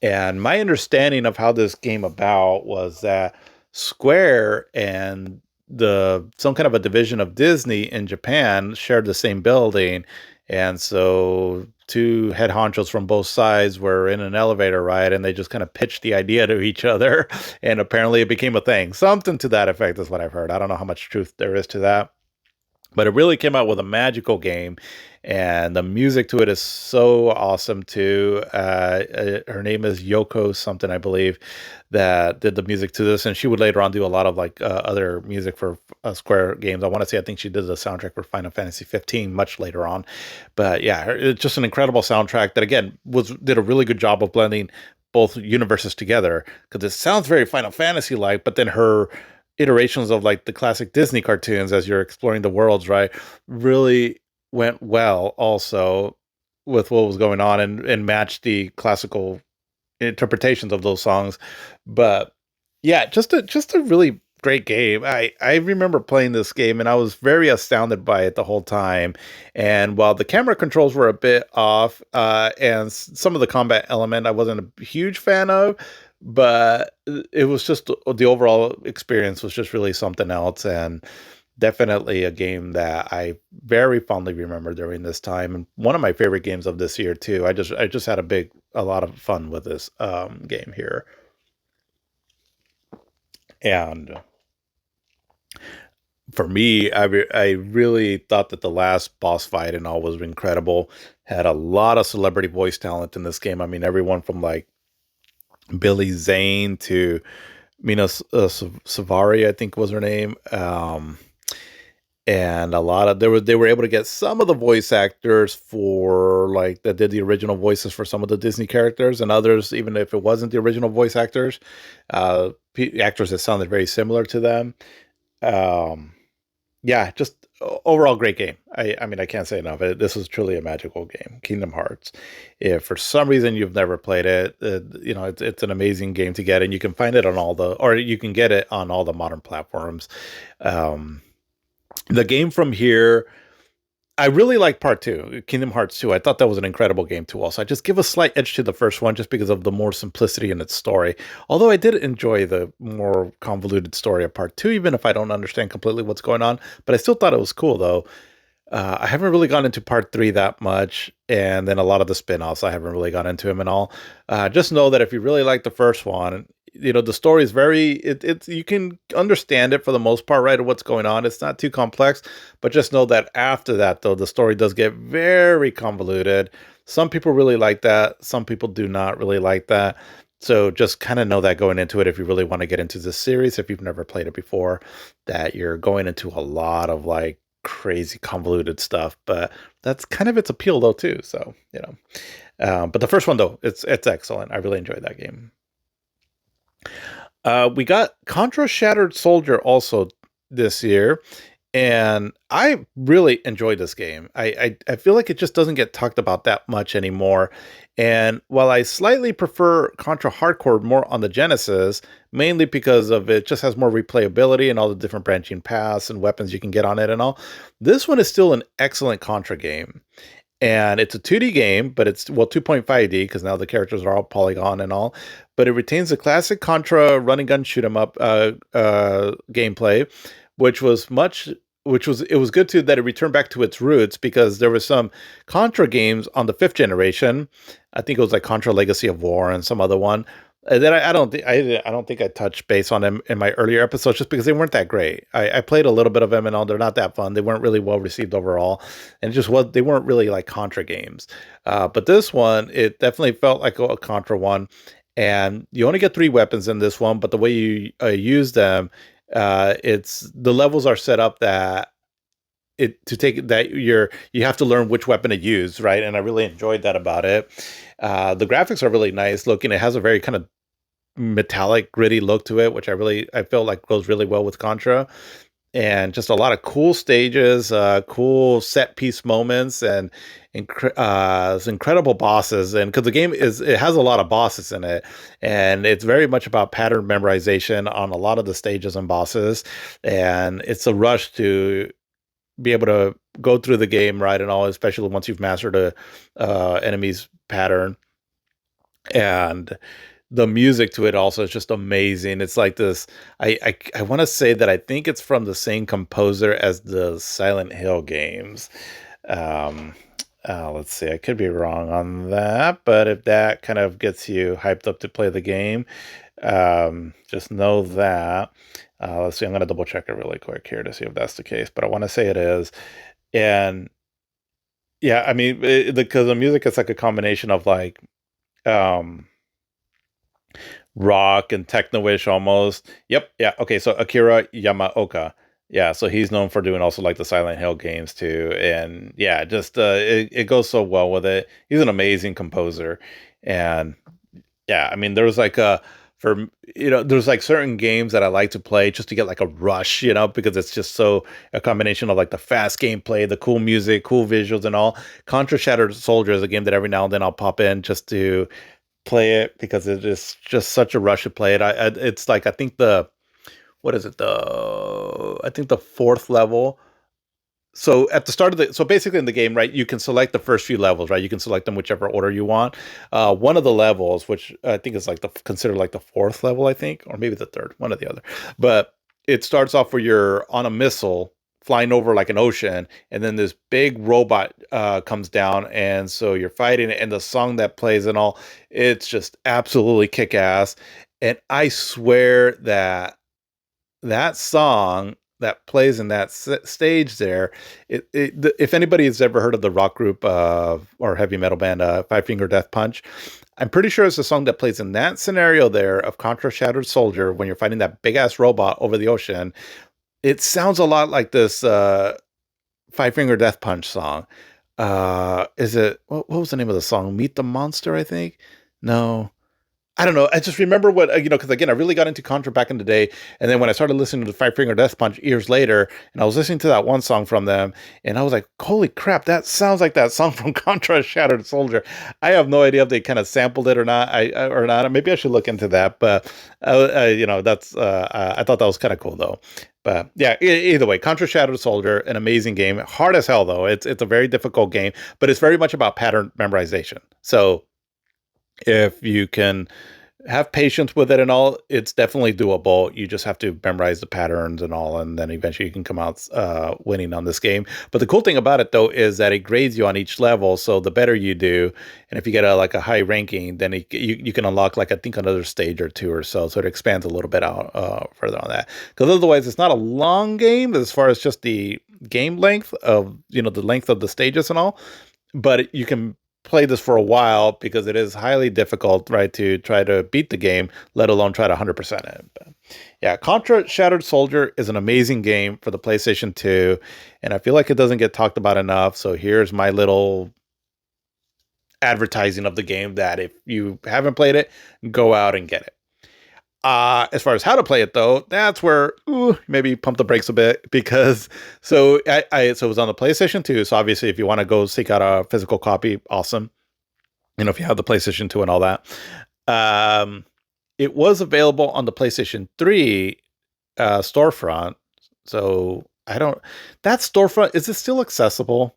I bought a game on there, like I think like about a year ago. It was one of the House of the Dead games that was on the PlayStation 3. But I remember I had to go online, add funds to my wallet, and then go back in the store. It wasn't that easy. And I remember that it was like lagging a lot too. It was just so slow that it took forever for me to try to check out. So I don't even know if that storefront is open. If it is, you might still be able to snag it on there if you happen to have the PlayStation 3 still and all. But if not, then emulation, right, would be the way to go. Because as far as I know, you can't buy this game anywhere else like that. So, just FYI. Mm. That actually something that I can touch base on here also that I think I forgot to mention before. So the the PlayStation 2, so it could play like DVDs and also CD-ROMs and for music and whatnot. The games were also would come on a different kind of disc. So the majority of the games eventually were be on DVDs. But there was a handful of games though, fairly early on in the PlayStation 2's lifetime, because I think even to this day here, at least up to the point that we're on right now, that it came on these, I think they were like CDs. Let's see. Let me see if I can find some information on this because I should have talked about this before. All right, let's see. What does Skynet say? Okay, so here we go. So, okay, yeah. So the majority of the games eventually were on DVDs, right? DVDs can have more memory and all. But some of the games that were like less, that didn't have quite as much, that weren't the file size basically weren't as big. They would come on these sort of CDs that had like a blue color on the underside of the disc. So I'll just read here a little bit on what I found online. So PlayStation 2 Blue discs are CD-ROMs used for earlier or smaller games, unlike the common silver single-layer DVD and gold dual-layer DVD discs. And their blue color indicates their CD format. They often fail on older consoles. Yes, that is true, because the PS2 has separate lasers for CDs and DVDs, and the CD laser frequently dies first, leading to disc read errors, though cleaning, laser maintenance, or using a slim model sometimes with a workaround can help. So yeah, because I do remember, I don't think how much I knew about this at that time, but because the PlayStation 2 model that I had was fairly early, and I just remember that that a lot of times I would get that error or it just wouldn't play. Sometimes I would have to put it to disk in, take it out, put it back in, put it out, and it just sometimes it would work, sometimes it didn't. But it looks like they had a capacity of about 700 megabytes or so. So yeah, and yeah, okay. And here it says an example of a blue disc game is like Contra Shattered Soldier. So yeah, because I do remember playing this game, and every now and then I would get frustrated just because my PlayStation 2 sometimes couldn't read the game, so that was kind of annoying. But yeah, awesome game though. Um, but yeah, anyways, a little bit of tidbit there on the PlayStation 2. Let's see. So another great game that came out this year was Onimusha 2. I think it's Onimusha 2 Samurai's Destiny. Is that what it is? So the first one was really great. I liked it. This second one I really enjoyed, and this is my favorite Onimusha game. I just think it more or less the same as the first one as far as the setup, where it's pre-rendered backdrops, polygonal characters, so more or less sort of the same game layout, I guess, or gameplay. But I really enjoyed more it has sort of like a friendship system in it where, because you have other characters you can, they kind of help you out in your journey here, and you can talk to them. And if you give them the right gift, they will help you out in battle more. I kind of forgot, but I really like this game though, because I thought that I really enjoyed the characters. I thought they had a lot of personality, not only the good guys, but the bad guys too. There was a particular swordsman, a demon swordsman in the game that was a villain that I found him to be kind of funny. But the designs are really cool, and it Yeah, just I really enjoyed this game, and I remember because I beat the first one somewhat recently when they re-released it, and I remember thinking I was like, "Ah, man, the second one, that's the one that they should really release again." So I was hoping that they wouldn't just release the first one, but yeah, but what was it, an year or two ago, where they really finally released the second one on modern platforms? So it's available there. It's a great game. I think it was censored a little bit, so just FYI on that and all, but that's fine for me. It's whatever. A little bit that I played of it on the new one, it's still pretty cool. And yeah, I mean, but the game itself is just really great, and the graphics at the time were just some of the best that we even yeah, I mean, even to this day, I feel like the graphics in this game, even though it kind of cheats a little bit, right? Because again, it's using pre-rendered backdrops. That I still feel it's one of the better looking games of this generation. It's because the backgrounds look kind of realistic, and then the character models and all look really good. And then also, like for example, the main character, he's modeled after a popular, or he was a famous Japanese actor, and I mean, even at the time, I think the actor had already passed. I could be wrong, but he was more of a legacy actor, to my understanding. Oh God, I know he was really popular. I can't think of his name is without looking it up, but anyways, it made for the game to look really stunning, and like the first little area of the game with the rain effects and all that looks really good. And yeah, just a great game. If you've never played the Onimusha games, they're really good. There was one, two, and three, and then there was some kind of a fourth game on the PlayStation 2. At least a trilogy you should get into. They're really great. They're not that long of games. If you like the old school Resident Evil games, but if you want to try something a little bit different with like a samurai sort of setting, then I think you can really appreciate this series here. But yeah, Onimusha 2 for me personally is my favorite one. But then we had let's see. So another game that I really got into in this generation, and this is the one that I was looking up earlier to see if it came out this year, and it did, and that was Rygar, the Legendary Adventure.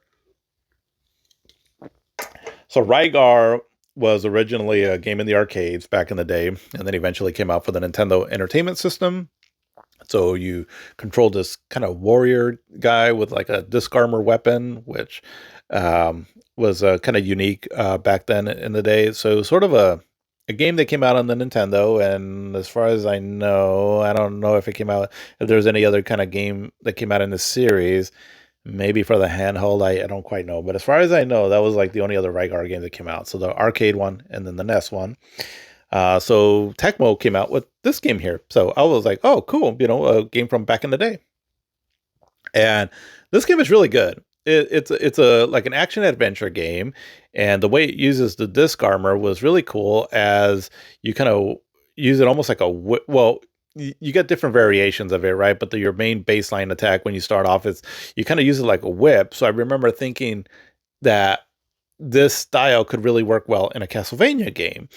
Um, but yeah, I mean the gameplay is really solid. Again, you can equip different disc armors. So you have one that's like your mid range attack, another one that's like a really powerful attack but slower, and then a really quick one but not quite as powerful. And you have some different magic spells you can use, and the level layouts and all are really well done. It has a little bit of a Metroidvania sort of setup to it. Um, and the graphics are really excellent too.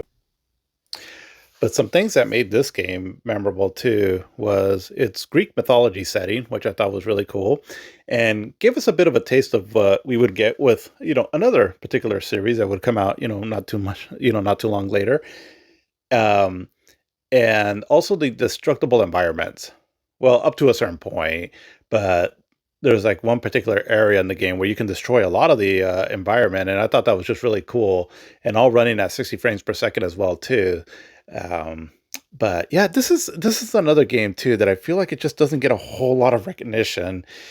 I mean, it was re-released for the Nintendo Wii, which again that comes out later. But other than that, and it did come out on the PlayStation 3 storefront. So again, if that service is still available, maybe you can still snag it on there if you happen to have the PlayStation 3. But other than that, you can't really find this game anywhere else, as far as I know. But I think it's an excellent action adventure game. I mean, it's not perfect, obviously, right? But it's still pretty good. And it was kind of like Devil May Cry, where it had, excuse me, fixed camera angles.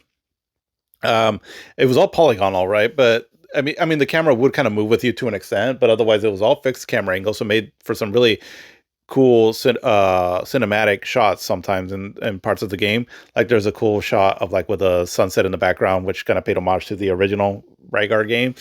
But had really cool bosses in it, and the plot was it was decent, right? Nothing to write home about and all, but it was pretty decent, and the music was excellent too. Just a great game. I really enjoyed this game. One thing though about the game that is it's laughable, but again, part of its charm, I guess, is the voice acting was horrendous in this. Some of the worst voice acting I've ever heard in a video game. But we had already started to get pretty good acting, but it wasn't quite the standard.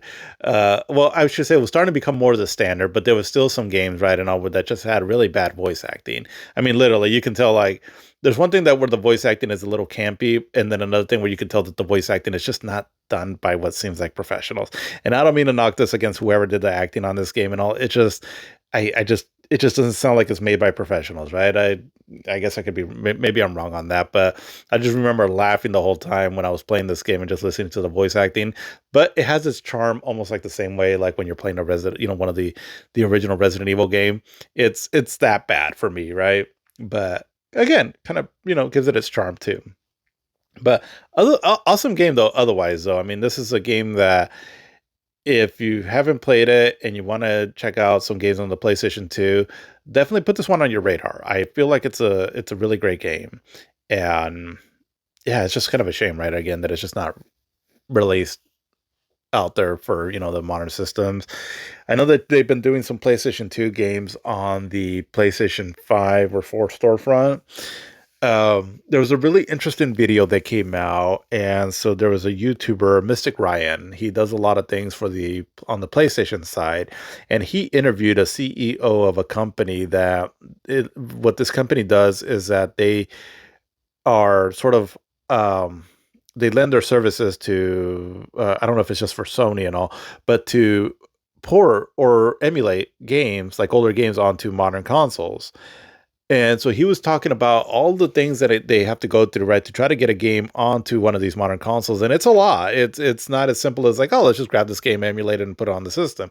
There's a lot that goes to it, licensing and budgeting, and does it make sense financially and all that. That it kind of puts it into perspective as to why we possibly don't see a lot of games, right, that we would think that they should put on there. And definitely give that video a look. It's again, he put it out, I don't know, maybe a few weeks ago or so, but I thought it was a really interesting watch. And because there's a business side of it, and so it really gives you a good insight on how that all works there. But this one, I feel like I mean I would really want to see it on there, but again, does it make sense financially? Would Sony really want to put this game on there? Because the game didn't really sell that well, I don't think, back in the day. But emulation, like I said, it's a great way to play this game, though. So just saying. But yeah, Rygar, the Legendary Adventure, great game. But we were starting to see some Sega games, and so one of the games here that was on the PlayStation 2 was Shinobi. And so Shinobi went to the PlayStation 2. And this game, it's a 3D action hack and slash game. Very difficult. And I remember playing the game back then, and I wanted to get into it, and I got a little ways actually into it. I remember when I played it back then, I played it quite a bit, and I remember being frustrated the whole time I'm playing it. But I don't know, at least I got around halfway through it, I think, because I remember I did beat several stages and all. But the whole time though, I was like, this is just not very fun though. I mean, it feels like the game has a certain rhythm that you want to get into, right, and all as you're hacking and slashing and um like when it does like the cool little cinematic kills that you do, like if you kill certain enemies within a certain time frame, or I forgot how it does it and all. But so it has a bit of a flow to it and all, right, that if you get good at it, then it could definitely be very fun. But I don't know, I just this was the game where the difficulty did put me off on it, and I don't want to say it's a horrible game, but I did feel that it is not very much a beginner friendly game, is it is difficult. And then some of the platforming and all was just really brutal on it. And then back then, again, I don't think it's so much of a knock on the game, and all, it's just the game design from back then is not where you just start off right away, right away where you died off like you do in a lot of games nowadays. But if you like a challenging game, give it a shot. but just know that it is a pretty challenging game, right? So if you're that kind of person, cool. If you're not, then you might be disappointed. But yeah, but Shinobi. But it was weird though, like I said, seeing some of the Sega games go on to these different platforms, and I mean, it was cool and all, and they definitely made some pretty cool games, right? But the Sega games also just started feeling like they lost something though. Like they were Sega games, but they didn't quite feel like Sega games now, and that's where I think the realization was just really setting in that not only did we lose Sega as a console maker, but their games just felt a little different though, and yeah, it's just it was a bit of a bummer period for me at the time for that there. But there was two fighters though that came out on the PlayStation 2 that were really good, and that was speaking of Sega, Virtual Fighter 4 and also Tekken 4. Now, these games had come out the previous year in the arcades, but this is when they came over to the PlayStation 2. And as far as I can tell, I haven't seen a whole lot of arcade footage of these games, but from what I have seen, they're not quite arcade perfect, but pretty close though. And at least I know with Virtua Fighter 4. Um, but yeah, it was kind of weird seeing Virtua Fighter right on a new system. And this one, the look of the game felt different than I mean the graphics were better for the most part, but the look of the game, just something about like the designs of the characters and the overall look and all was different than a Sega game. Not bad by no means, just a little different, but the gameplay was still spot on though. And Virtual Fighter 4 is an excellent playing fighting game. It's took the foundation of what Virtual Fighter games were before it, but just with an expanded move set and all, and just an incredible game. And yeah, I mean, I really enjoyed this game back then. They eventually released like a different, it had some kind of like a upgraded version of the game where I had introduced new characters, I believe, and some kind of a world tour mode or arcade mode or Kumatai mode, I think is what it was called, and just added more replay to the game. Which this was what was so cool about fighting games back then. They were just loaded with a bunch of like options and all. And nowadays, where it seems like you have to buy characters now, and yeah, that's put me so much off on a lot of new fighting games because it's like I already bought the game and now I gotta buy more characters. I was like, this stuff just used to be in the games in the first place. But again, just different times. But yeah, Virtua Fighter 4, an excellent game and really well played. It's yeah, I mean, at this point, it became my favorite Virtua Fighter game. I just thought that it just played really well, and for the music was actually pretty cool in it too, also, and I thought that was a nice change where. I mean, I've liked the Virtua Fighter music before, but this one seems more edgy, more, so I thought that was kind of cool. But yeah, the new characters was Vanessa, and she's pretty cool. She's kind of like a kickboxer, and I think she can change her fighting styles if I remember right. And oh, and who was the other new character? Um, oh, the kind of like the monk looking guy with the bald head. He's pretty cool too. Also, I forgot his name, but yeah, great game. Yeah, Virtua Fighter 4. I loved it. I mean, Virtua Fighter series. They're my favorite 3D fighting game series. It's just they're excellent games, and this is just another entry into that series there. So really cool. But then there was Tekken 4 and kind of more Tekken, only now you're on uneven terrain. So actually going back to Virtua Fighter 4, they went back to like the flat surface terrain now because it seemed like there was a bit of backlash from Virtua Fighter 3 on, that it had uneven terrain.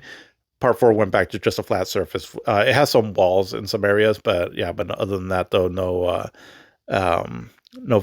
uneven terrain. But Tekken 4 did though. And if I remember right, it got a bit of backlash for that too as well, which is why we never really saw that anymore. Um, but Tekken 4, it's a fun game. It's kind of more of the same in a way, but has a few new changes, like the sidestep, I believe, was improved on. And, the graphics are pretty nice for the time. And yeah, just overall more Tekken, but, it's not a bad thing. And, you can unlock your characters, has some new characters, which I think it was Christy, who she's more or less like a female version of Eddie Gordo, doing their capoeira. And I forgot who else was new in it, but a cool game. I had fun with both of these fighters back then. I used to put a lot of hours into these games back in the day, and yeah, just a lot of fun. I didn't like Tekken 4 as much as I did Tekken 3, because Tekken 3 to me is still the GOAT when it comes to Tekken games. But still a lot of fun, and cool graphics, cool music, a hilarious last boss with last boss fight was um, Heihachi, but just I remember when I first saw it with his choice of wardrobe, I was like, that is hilarious. Um, I don't know if they were meaning to be funny or not, but I just found it hilarious. Well, Tekken games have always been a little silly, but yeah, I just thought it was hilarious. But really cool cinematic intro to the game. Tekken games have usually had like a cool CGI intro. This one is definitely up there as one of the better ones too. But yeah, Tekken 4, great game. But probably the biggest game on the PlayStation this year. Well, actually, another quick game that I wanted to give a shout out to, I almost forgot this one, is Maximo Goes to Glory. And so Maximo was it was by Capcom, and it was sort of like their take on kind of like a to do an upgraded version of Ghouls and Ghosts, and which was cool. It was by Capcom, but it was done by an American division of theirs, if I remember right. But you play Maximo, and you're kind of like in medieval times. It's a little cartoony, and the music actually is kind of sounds similar to the Ghouls and Ghosts games from back in the day. But it's a 3D sort of action hack and slash platformer. Very difficult too. This game is very hard. But it's still pretty fun though, and you fight your skeletons, your ghosts and goblins. Obviously, and there's the story revolves around you. Like you die, but then death revives you or something like that as you're out to get revenge against the enemy. I kind of forgot the story, but really cool art design. That the character designs were done by I forgot his name, but it's he's a pretty popular Japanese artist. I believe he does manga. And he has a unique style, and so it lends really itself really well to the look of this game. Runs at 60 frames per second, so plays really smooth and all. But again, it is challenging though, and the continue system, if I remember right, is a bit brutal, where you have to pay, I think, to get more continues or something like that. I forgot, but I just remember that it's challenging for a lot of reasons. The platforming is challenging, the enemies are challenging, the continue system for some reason made it even more a bit unfair, but it's still a pretty fun game. And not it's another game too that I don't hear too much about, and especially also its sequel, which was really good. I think the sequel is a really great game. That comes out a few years later, so I'll try to talk about that game in the next few years. But this one set the foundation for that though. And if you like, again, challenging platformers on the PlayStation 2, look up Maximo Goes to Glory. It's really excellent. But again, going back, so probably the biggest game that came out this year though on the PlayStation 2 was Grand Theft Auto Vice City. And I love this game because I'm an 80s kid, and so this game just brought out all the vibes of the 80s in this open world scenario that this game takes place in. Just more of Grand Theft Auto. You're stealing cars, doing missions. Have some pretty. There's pretty fun objectives that you get to do in these missions too, and the story overall is it's much more refined. Your protagonist now, Tommy Vercetti, he's voiced now. Where in the first one, I don't think he even had a name in the first one, right? Just a nameless thug, and he didn't. He was a silent protagonist. But now Tommy Vercetti, he talks, and he talks a lot, and it's voiced by the great late Ray Liotta. And the game just has a lot of celebrity talent in it. I mean, there was Ray Liotta, Luis Guzman, Burt Reynolds, um, Dennis Hopper. Who else was in it? Lawrence Taylor, maybe. Um, the also the actor from it's on Miami Vice. So there was Don Johnson, and then his partner in the show. I forgot his name, but he's in it too also. God, there's a bunch of other celebrity voice actors in this, and so Danny Trejo, I think, has a role in it too. And so the game takes place in Vice City, which is very inspired by Miami, and the color usage of the city, like with its kind of sort of pastel neon colors, the music that it has, the licensed soundtrack that it has on it, the cars, the overall setting of the game very much is inspired by like Miami Vice, Scarface, and just the whole 80s cocaine, neon colored uh setting, the overall tone that the game has. It definitely nails that.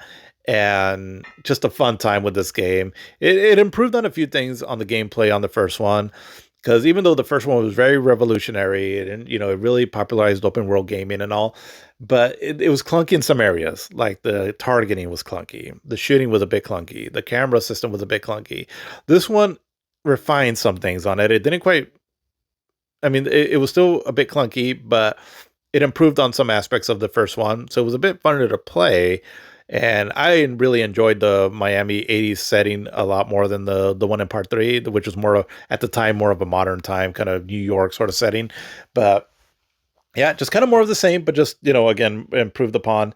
And again, great story and all, and just a lot of fun to play through on this game. And I really want to do another playthrough on this game because I only beat it once back in the day, but I just remember having a fun time with it all. And just, again, the soundtrack to it and all is just amazing. It just really puts you in the vibe of the '80s there. But yeah, Vice City, really cool. And that's why, that's one thing that I am kind of looking forward to in Part 6 because it has that Miami setting now because it's going back to Vice City. So curious to see how they pull all that off. I hope they keep some of the same soundtrack, or at least '80s inspired soundtrack. And even though this game seems to take place more in modern times, but we'll see how that game comes out. But yeah, but at the time, Vice City was just amazing, and yeah, it sold just a lot. It was a really popular game, and yeah, I would say the biggest game of I think I read it earlier, right? That it was the best selling game of this year, I think. But yeah, Grand Theft Auto, Vice City, awesome game. But it wasn't the PlayStation 2 that was doing some cool stuff, though.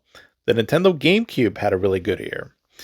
And one thing that the Nintendo GameCube did really well this year, at least in as far as the games that it came out for it, was having some cool survival horror games. It had 3 of them. Let me double check here, actually. Something real quick. I'm pretty sure. Okay, yeah. So it had 2 Resident Evil games and also another one that became kind of a cult hit with Eternal Darkness, Sanity's Requiem. So starting with the Resident Evil game, so there was Resident Evil Remake. I think it's just known as Resident Evil, though. And so on the so Capcom started trying to help out the GameCube. I don't know to what extent this deal went, but so Capcom and Shinji Mikami, who he's kind of one of the more heads of creating Resident Evil, there was some kind of a exclusivity that they had with GameCube where they were releasing the games on that system there. And I think it had something to do that Nintendo was kind of seeing the writing on the wall that people were really wanting more mature games on their consoles. That if they try to do just a bunch of cutesy sort of games, they were going to fail because Nintendo, the industry was changing, right? And the GameCube sold decent enough at first, but I think they were seeing the writing on the wall that this is what gamers want. And what made the PlayStation 2 very successful was that it had a lot of like mature rated games, along with just a variety of other games right and all just across everywhere. And Nintendo, I think, saw that. And so I'm thinking that's part of the reason why they got Capcom. They made some kind of a deal with them, right and all, I would assume, to have like Resident Evil exclusive to the system, at least for a while. But Resident Evil Remake, so this game is one of the best remakes that's ever been done, because the first Resident Evil game, it was cool for its time. It's really excellent, but it started showing its age pretty quickly. The graphics are kind of bright and colorful for a game that's supposed to be more eerie. And it's not that Resident Evil has a certain vibe to it, right? Where the one on the PlayStation, where it is a bit creepy still and all. But when you go back to it, though, the kind of bright colors in it and I'll kind of take a little bit away from that. And then just the acting and all, I mean, while it's charming and all, it felt like they could have done better. And so I think that's what they set out to do with this one. I don't know for sure why this game was remade, but I'm glad it was, though, because they highly improved on the graphics. It's doing pre-rendered backdrops with polygonal characters, but with the added power of the GameCube, the character models look really good. and then the CG backdrops or the pre-rendered backdrops look stunning. I mean, basically photorealistic. And so then when you put the two together, it makes for an incredible effect that, again, one of the best looking games of this generation. And the tone that they set for this game, it's a lot darker, it's a lot moodier, it's a lot spookier. And I mean, it's more or less the same game, but it adds certain new story elements to it, certain new little gameplay elements to it also, and just fleshes out the story more and has, I guess you can say, better acting. And now instead of live action cutscenes, now it's all computer generated, which I mean, it just felt more professionally done, I guess, because I think people were just kind of getting tired of live action cutscenes at this time, and so it just wasn't the popular choice, right, to do. And so just I mean, it definitely made the game a lot creepier, and which is kind of what you wanted in a Resident Evil game. And has a certain new enemy that chases you around that definitely amped up the horror factor in this game. And just overall, again, one of the best examples of how to do a remake, because you're taking a base game that was already excellent, keeping the spirit of it still there, introducing new elements and all, vastly improving the graphics and sound and the of it. And yeah, just an amazing package. Resident Evil remake for me was one of the reasons to own a GameCube at the time. It was just really well done, and definitely set the bar for remakes going forward, because we were getting to that point now where we're starting to see some remakes of some games, because the gaming industry has now been alive for some years now, and so people were wanting to either go back to being able to play their legacy games, or maybe developers thinking like, what, we could have done a little bit better on that one, and maybe choosing to do a remake of some sort. I don't know that for sure, it's just my guess. But yeah, this is uh, a very good early example of how to do a remake. I don't think this version particularly sold too well, though, because again, it was stuck on the GameCube, and the GameCube again was just kind of catered more to the kid friendly buyers, but or that doesn't sound right. Like it catered to like more of a younger generation, right? The GameCube, and even though they were wanting mature games on it, I think people were still seeing Nintendo as the kiddie platform. But this was sort of their attempt to try to break out of that there. But yeah, Resident Evil, excellent game. But they also made a new version or a new entry into the Resident Evil with this sort of same graphical engine and all, and that was Resident Evil Zero. And so this game came out later in the year. And what I understand of Resident Evil Zero was that it was going to be a Nintendo 64 game. Like I think there's been videos out there that show like the prototype that they were doing for that system. But they ended up bumping it over to the GameCube. And so the graphics are very much the same as in the Resident Evil remake. Really detailed backgrounds and character models. Only this time now, it's a completely new game. So, you get to see a lot of new locales. And overall, the game is pretty good. The purpose of Resident Evil Zero is that it's telling a story of events that happened prior to the first Resident Evil game. So in the first one, if you pick Chris Redfield, then one of the characters that you come across is Rebecca Chambers. And so Resident Evil Zero is her story on the events that happened prior to Resident Evil 1. And then you also play as a new character, Billy, I think is his name. He's like a prisoner. And so the game starts off on a train, and then eventually you end up in this kind of mansion area. Again, you're solving puzzles. It introduced a few different gameplay elements, like being able to switch between the two characters, which you can do that to solve certain puzzles. And then also your items, where before you would have to store them in an item box. Now you can pretty much drop them wherever, which is a good thing and a bad thing. Because sometimes if you're needing an item and instead of hightailing it back to your item box, you can just drop a certain item there and then you can pick up that item. But now, though, if you drop that item, though, you got to remember where you place them, though, in the overall map of the game, which can be a little tedious at times. But overall, it's still a pretty cool game. I enjoyed Resident Evil Zero. Some franchises did this where they would make a prequel to a game series that kind of felt a little unnecessary. And that's what this game kind of feels like to me, because I don't know. It just seems like the whole time I'm playing, I was like, okay, all this crazy stuff happened before the first Resident Evil. I don't know. It feels a little out of place, but it's not bad. It's definitely not bad, and the story's decent enough in it for, a Resident Evil game. The graphics again are really stunning. And like I said, the survival horror gameplay on it is pretty well done. But I don't know. For me, if you're new to gaming, you've heard about Resident Evil, and you really want to get into the series, but you're seeing all these games on the series and all. I mean, you'd be good with just mainly sticking to like the mainline games, 1, 2, 3, 4, 5, 6, 7, and 8, and not having to worry too much about some of the side spin-off games. Well, I mean, if you're trying to get an overall picture of what the story is, except for Resident Evil Code Veronica, you'll want to throw that one in there because that one does have some important story elements. But the other ones, I mean, yeah, it'll give you more insight into the overall universe. But I don't know. I personally, I wouldn't say Resident Evil Zero is a must play, but would still be cool to play though, right? If you're really getting into the series. But that's just my opinion.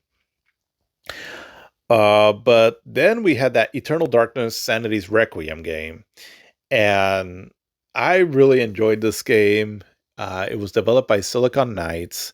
It was a developer that they had a few games that were released and they were controversial. I forgot for some reasons, but they did do this game here, and this is an original game that they had for the system, and it's interesting because the game starts off where you play a woman in a mansion, and she's trying to solve this mystery about an ancient evil.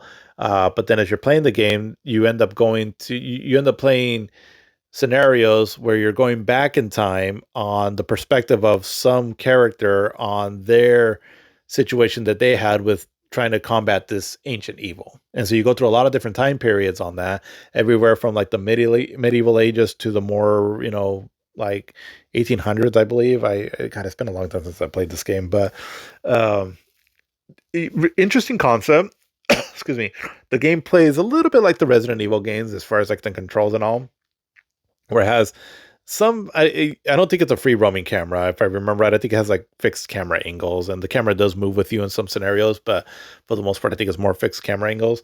And the characters that you play, they all have a little bit of a different gameplay style. So again, like in the first scenario, you're playing a Roman centurion warrior, so you have like your gladiator sword, and then God, I forgot a lot of the other scenarios in the game, but ultimately, just a really cool story. And one of the coolest aspects of this game, though, is your fear meter, or your sanity meter, I think is what it's called.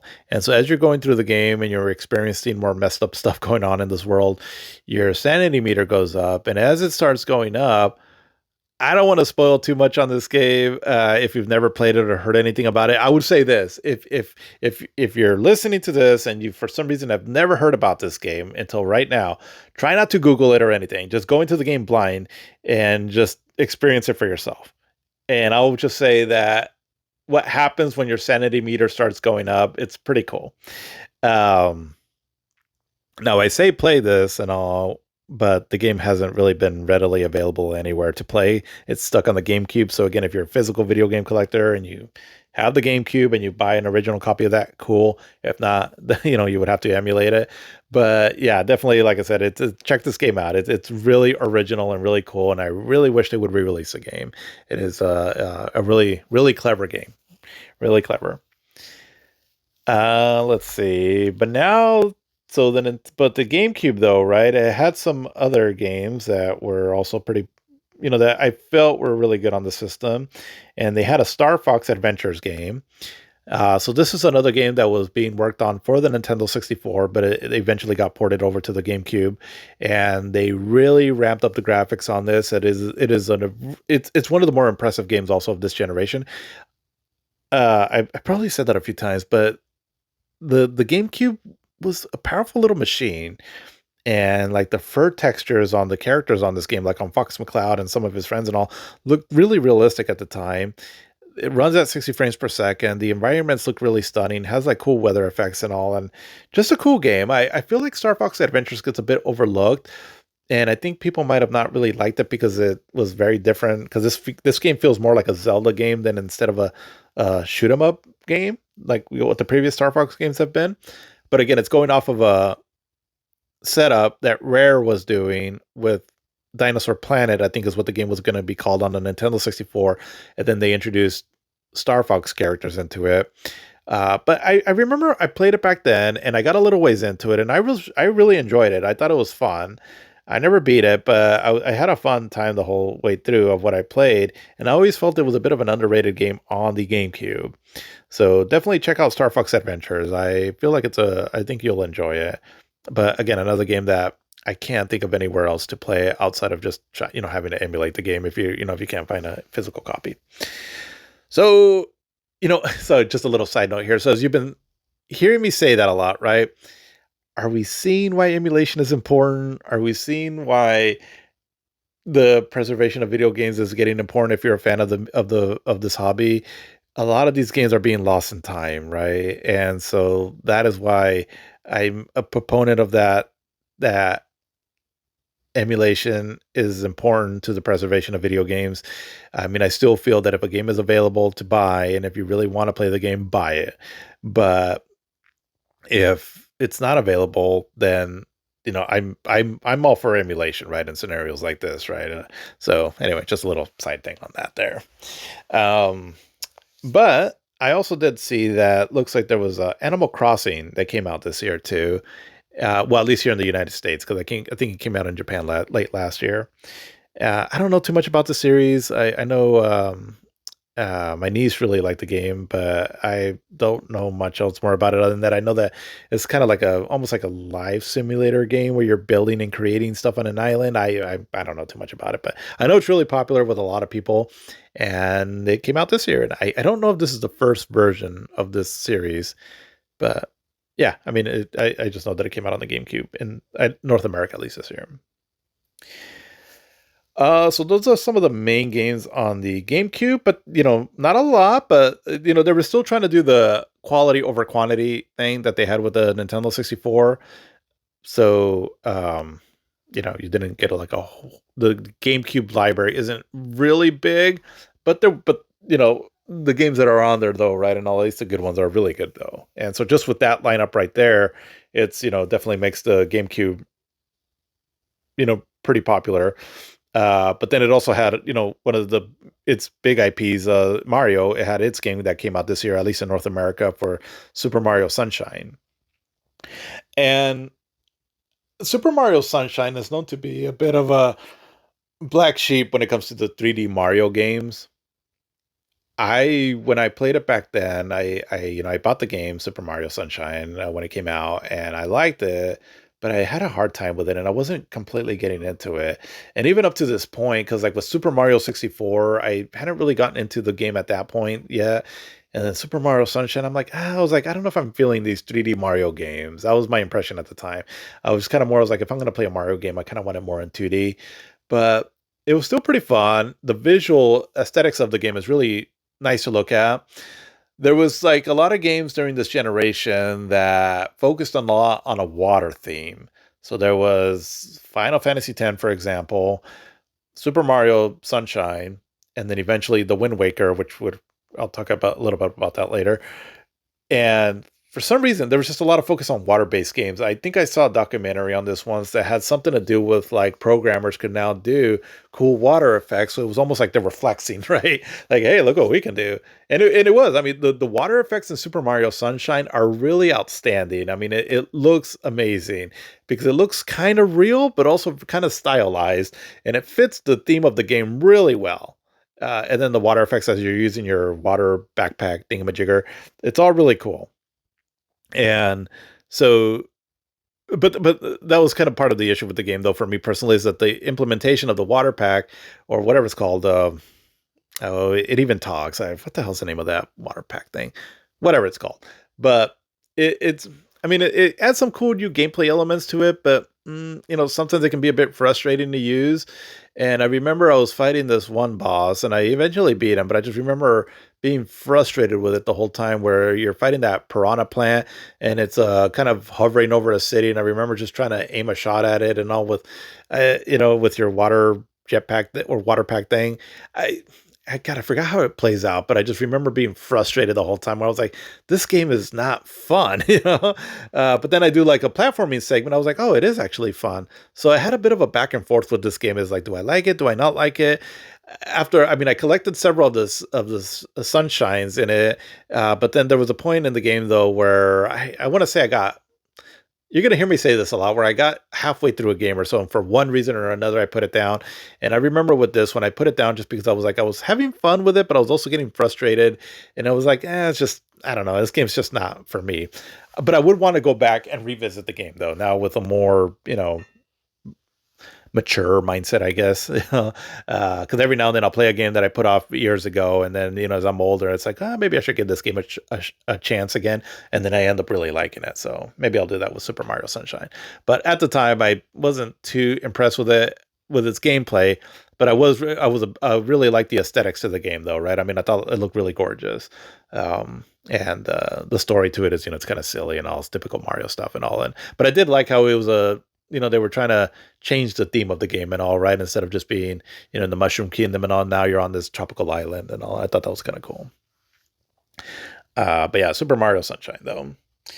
Uh, the Wind Waker, I'm going to touch base more on this game next year. It did come out in Japan this year, and but in North America it came out in 2003, and so that's where I'll talk more about it there. But yeah, but the Wind Waker came out, and so a little bit on this game here. I think I might have mentioned this before, but they had showed off a demo of what a Zelda game was going to look like, and it had more of a kind of like the look of like the Ocarina of Time, only with improved graphics, and it showed Link fighting Ganon. That is a really cool demo. If you YouTube it, it's pretty impressive to look at, of what we were thinking the next Zelda game was going to be like, right? And they were showing this off, and I don't know, it might have been like as early as 2000 or so, and people were pretty impressed with it. Along with like the Super Mario, what was it, 128, where I had like 128 Marios, I think, running around, and so but they were just concepts, right, of what they were messing around with, because the Zelda game that we ended up getting was a far cry different from what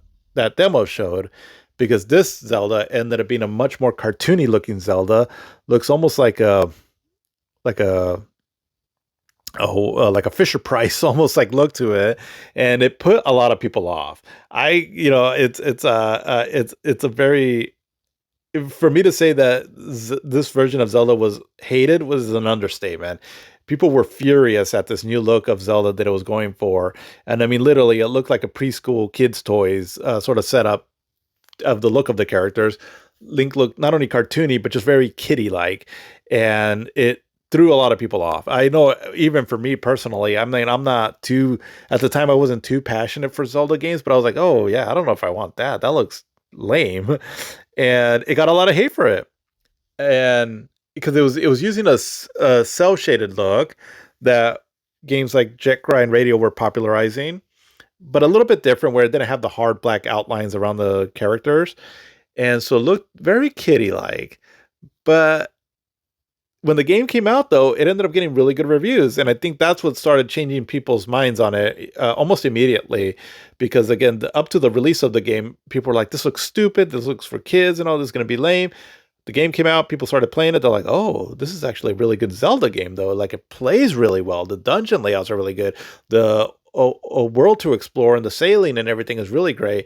And so people started like, "Oh, you know what? Let's maybe there is something to this game." And then it became a very beloved game. Like I said, I'll go more into it next year, but I just want to kind of throw that in there. That initial glance at this game, and up until the release of the game, people did not like it. They did not appreciate this art style. But what's funny though is that nowadays that art style and the look of the game has aged really well. So, there's that there. But yeah, but the Wind Waker though, great game, but we'll talk about that more next year. But then on the Xbox, so the Xbox, it was the Xbox ended up one thing that it became really popular for a lot of people that ended up owning it was just a place to play a lot of the multi-platform games. I think I talked about it last episode, where they were going to look better, sound better, and it was just kind of the place to play them. But it did have some exclusives, or if they weren't exclusives, games that were better on the Xbox. And that, for example, is Splinter Cell. So Splinter Cell is a game from the lineup of games that they were coming out with for Tom Clancy, right? So they were based on a lot of the Tom Clancy spy espionage sort of novels, and there was a lot of different games that went off of the Tom Clancy name, like Rainbow Six and some other ones, and eventually like later on the Ghost Recon games. But this was Tom Clancy's Splinter Cell, and so in this game you play as a secret agent named Sam Fisher, who's voiced by Michael Ironside.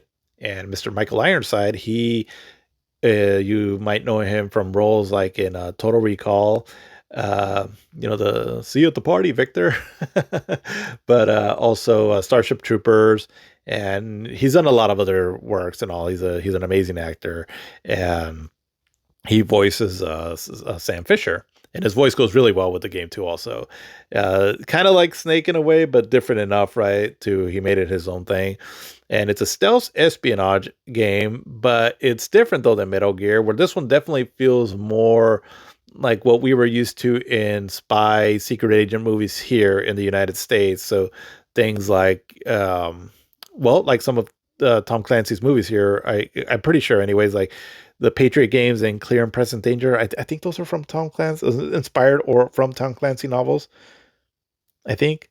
But that kind of style, though, right?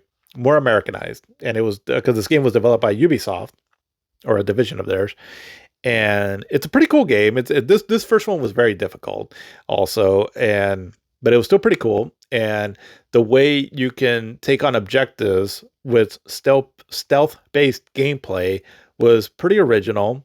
It felt much different than, say, like what Metal Gear was doing.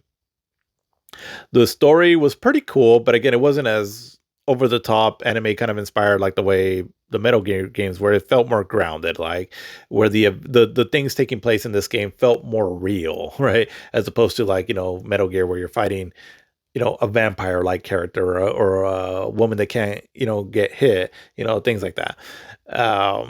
But it's pretty cool, and one thing that really made the gameplay stand out was how you use lighting in this game, like the hiding in the shadows, because it has a meter where, like, if you're hidden in the shadows, your enemy can't really see you. But then if you come out more into the light, they can see you more. And the cool thing about that is the graphical effects that the lighting engine in this game, as far as like lights and darks in it, was really impressive. And it made for a really impressive looking game.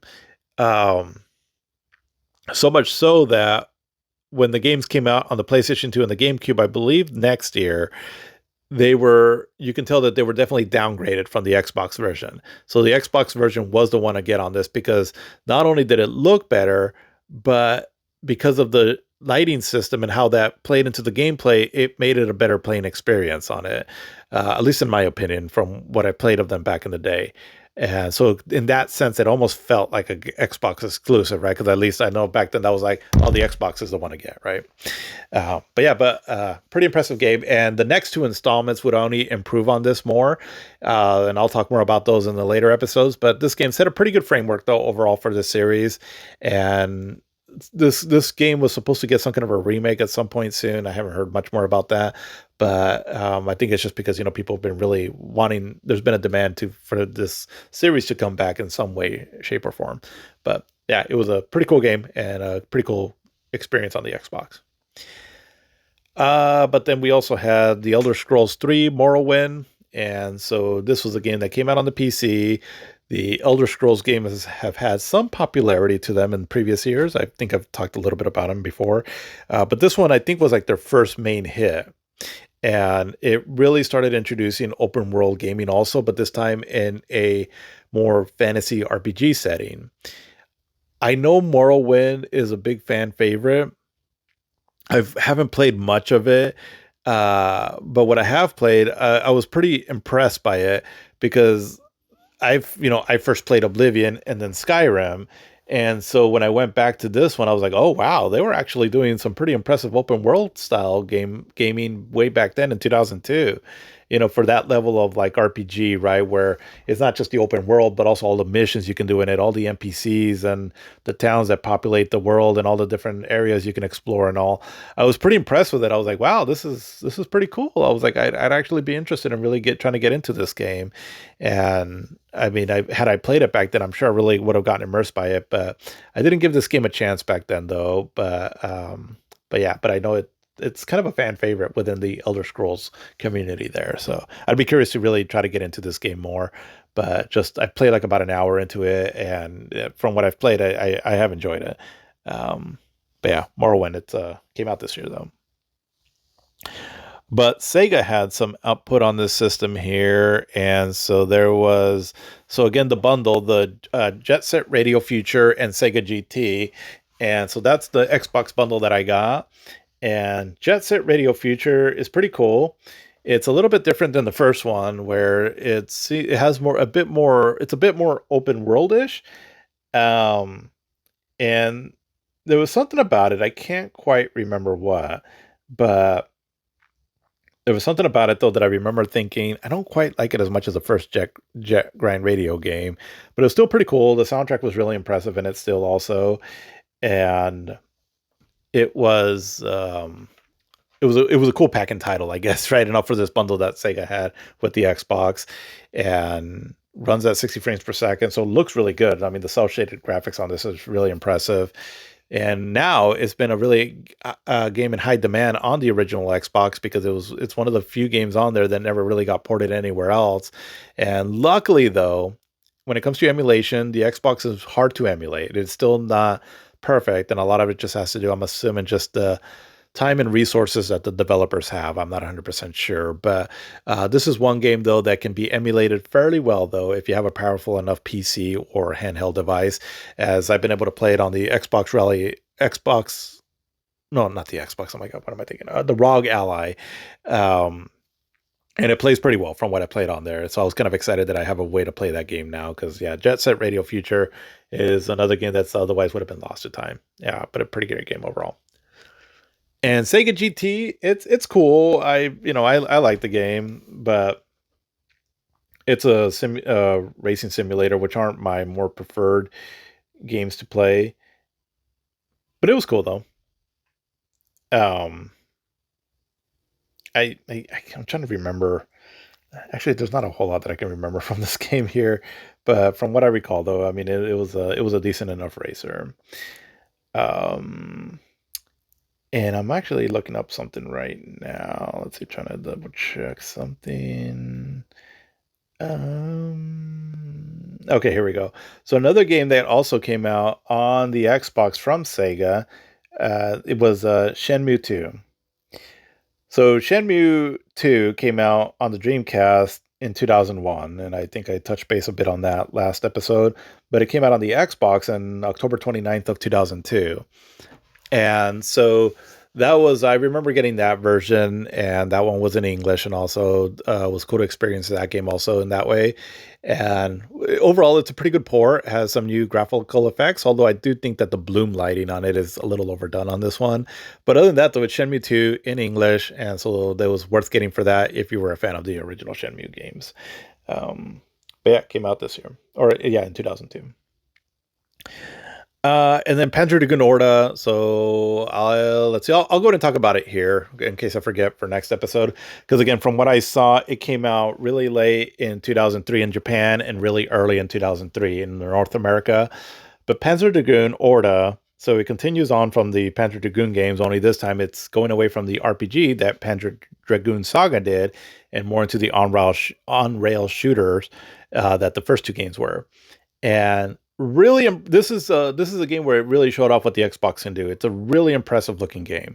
60 frames per second, excellent detail and texture work, and really cool cinematics to it. Cool landscapes and art design and all, just absolutely stunning. And this game actually, you can run it on backwards compatible on the Xbox Series X, and it runs at 4K, or at least 4K-ish. Again, I don't know if it's 1440p checkerboard or all that stuff, right? I don't know 100% sure. I just know that it looks like it's 4K and it widescreen, and it looks really impressive. I mean, you're like, wow, that doesn't look that fits right in with like modern games. I mean, it looks really impressive still to this day. And so was pretty happy when this game came out, right? That there was still a Panzer Dragoon game that was still being released, because even at that time I was aware that Panzer Dragoon was kind of more of a niche sort of franchise, and to see it get a release on the Xbox at the time was pretty cool, because it felt like maybe this game would have come out on the Dreamcast. Maybe that was the original plan. But it was developed by this company called Smilebit, and they did Jet Set Radio Future 2, I believe, also. So I want to say that Smilebit, I could be wrong, but I think I think it had some of the same developers from Team Andromeda, I think they were called. So the original developers of the Panzer Dragoon games. I don't know. I just remember seeing Smilebit as the developers of a lot of these games that were released from Sega on the other platforms. But yeah, Panzer Dragoon Orta, it was exclusive to the Xbox, and again, one of the games that what ever since the years went on, I think it kind of started here, that for some reason in my brain, I was like, I want to get the Sega games on the Xbox. And this is where it started. It's just, for me, Xbox sort of became a spiritual successor to Sega. It was just sort of my way of sort of like latching on to Sega still. But like makes it feel like it's a Sega console for some reason. But yeah, it's a pretty cool game. It's longer than the first two games, and cool environments, cool graphics, and cool set pieces. The shooting action is really fun, where now it kind of takes what Panzer Dragoon Saga was doing, where you can change up your dragon to give you new abilities. So part of the fun in Panzer Dragoon Orta is knowing when to change to your different dragon style, because you can pick, you have your baseline dragon, which is, kind of mid all around. And then you have your powerful mode, where it's your regular shot isn't quite as fast, and you don't shoot as many homing lasers, but it's more stronger. But you're a bit of a bigger dragon, so it's easier to hit. Or you can pick a more nimble, agile dragon where you don't have homing lasers, I believe, but your regular shot is really fast, so it works really well to take down like projectiles. And then also you get a move where you can dash forward or move or slow down, and the way you use all that, the different dragon styles, and then the different going fast or slowing down, it's cool how you can use that to your strategy as you're fighting certain bosses and enemies and all. So it gives the gameplay a little bit more depth to it. And it also had a cool, like kind of like a Pandora's mode, where you can unlock a lot of cool extras like artwork to the game. I think you unlock some like lore to the game where you can read up more on the overall story and all. And one really cool thing too, also, that if you get far enough in the game, or complete certain objectives, you can unlock the first Panzer Dragoon game. So that was pretty cool. So we're starting to see now where games are getting re-released or remastered in some fashion. And so this is sort of where the start of it was, right? Because again, we're 6 generations in now in video games. And so there was a bit of a demand, right, for, having some of these games come back. So I thought that was pretty cool. But yeah, Panzer Dragoon Orta, really cool game. It's I still prefer part 2, but this one would probably be my second favorite when it comes to the on-rail shooting ones. It's really, I mean, it was really excellent, and the music is really excellent as well too. Also, the story, it's vague as hell, but that's classic Panzer Dragoon. And then the last stretch of the game gets a bit trippy. Not bad, but just a bit trippy though, where I'm like, oh, what the hell is going on? But still, really, really cool shoot 'em up or on-rail shooter if you're into that kind of thing. But yeah, those are some of the main games that came out this year, and wanted to end off though on 2 games that I'm so glad came out, as there was a bit of a hiatus on when we would get the new games in this series, and that is for Metroid Prime, or Metroid, I should say. Um, Metroid Prime is my 4th favorite game of all time. This game was just absolutely outstanding. It really, um, I mean, I love this game so much, and just seeing it through the new perspective of Samus's eyes, it it was almost like being in virtual reality without being in virtual reality. I felt it was just truly amazing. And not only did we get this game, but we also got Metroid Fusion within the same time frame. I can think they came out days apart from each other. And actually, I'm going to try to look it up here on the side while I'm talking. But basically, Metroid Prime, so this was on the GameCube, and it was developed by Retro Studios. And so a little bit of history of what I understand of this game is that Retro Studios was doing a bunch of different concepts on different kind of games, and I think that they were somehow tied to Nintendo. Um, and so Nintendo went over there to inspect some of the work that they were doing. Okay, let's see. Metroid Prime came out in November 18th, and then Metroid Fusion, let's see, came out on November 17th. Okay, so Metroid Fusion came out one day earlier, and then Metroid Prime on the 18th. So, okay. But yeah, so they were doing a bunch of concept work and all, and so Nintendo went over there to look at their work. They were like, okay, no, let's skip this, let's skip this. But then they had some kind of a adventure game featuring a female, and so they were like, let's go with this, but do Metroid with it. And so when this game started being developed, when the first screenshots of it were being shown, and then when they were talking about the game, it was going to be a first person perspective game, which looked, so people were thinking, oh, is this going to be a first person shooter? Oh, that doesn't seem to go well with a Metroid game. And so that upset a lot of fans. But they kept at it. And one thing that I think was calming some people's fears was that Shigeru Miyamoto was overseeing the project or something to that extent, or Nintendo was overseeing it. So it wasn't just like they were going to let an American based developer do like a first person shooter like Doom or something like that. Um, they were definitely going to, put their touch on it. And so ultimately, what we got was a game that very much felt like Super Metroid as far as the exploration, the Metroidvania interlocking levels and all that, but set in this amazing looking 3D environment world where you're seeing it through the perspective of Samus, right? Because what I say by that, it's not just that it's in first person, but also because you can see that the on the edges of the screen, Samus's visor, the graphical effects on her visor also, like when you shoot and the something like blows up, you can see her reflection. That was just truly amazing to see back then. And then also her hand animations and all, and then like the way the water drops on your cannon, and then how it also condenses or freezes depending on the environment you're in. And so all of those little details really made the world feel really immersive and was truly stunning to look at. And it's what, some games make the transition from 3D, I'm sorry, 2D to 3D really well. Some don't quite as well. This one I think did it really well because Super Metroid is an amazing immersive game. If you go back to my episode that I did on 1994, I talk rave about that game there. But you take all that, you bring it into the 3D, and you add all the benefits of going to 3D that can bring with, and it made the experience just that much more like you're in there, right? You're in her shoes, and it really took you there, and that was the magic of video games, right? On how they can immerse you, and just like Super Metroid did back in the day, but now with a fresh new pair of eyes, right? And that is what showed what the increased technology can do as we were going, higher into these generations of video games. And again, and the leap in quality from what we were getting from previous generations till now was humongous. And that is why I think, again, I've said this several times before, and about why some of us that have been around in the gaming, playing games for a while, why we missed those changes, because it was huge. It was like altering. I mean, like life altering almost. And realistically, we understand that we just, there's diminishing returns now, right? We can't expect to have that big leap in gaming, right? And all, I think it's like we realize that, but we kind of missed that though, because it was just humongous. And so I just remember the first time I booted up Metroid, because again, I got the GameCube specifically for this game here, and I was just absolutely blown away. I was like, wow, this is incredible. I feel like I am on this planet. What was it called? Is it Talon 4? I forgot.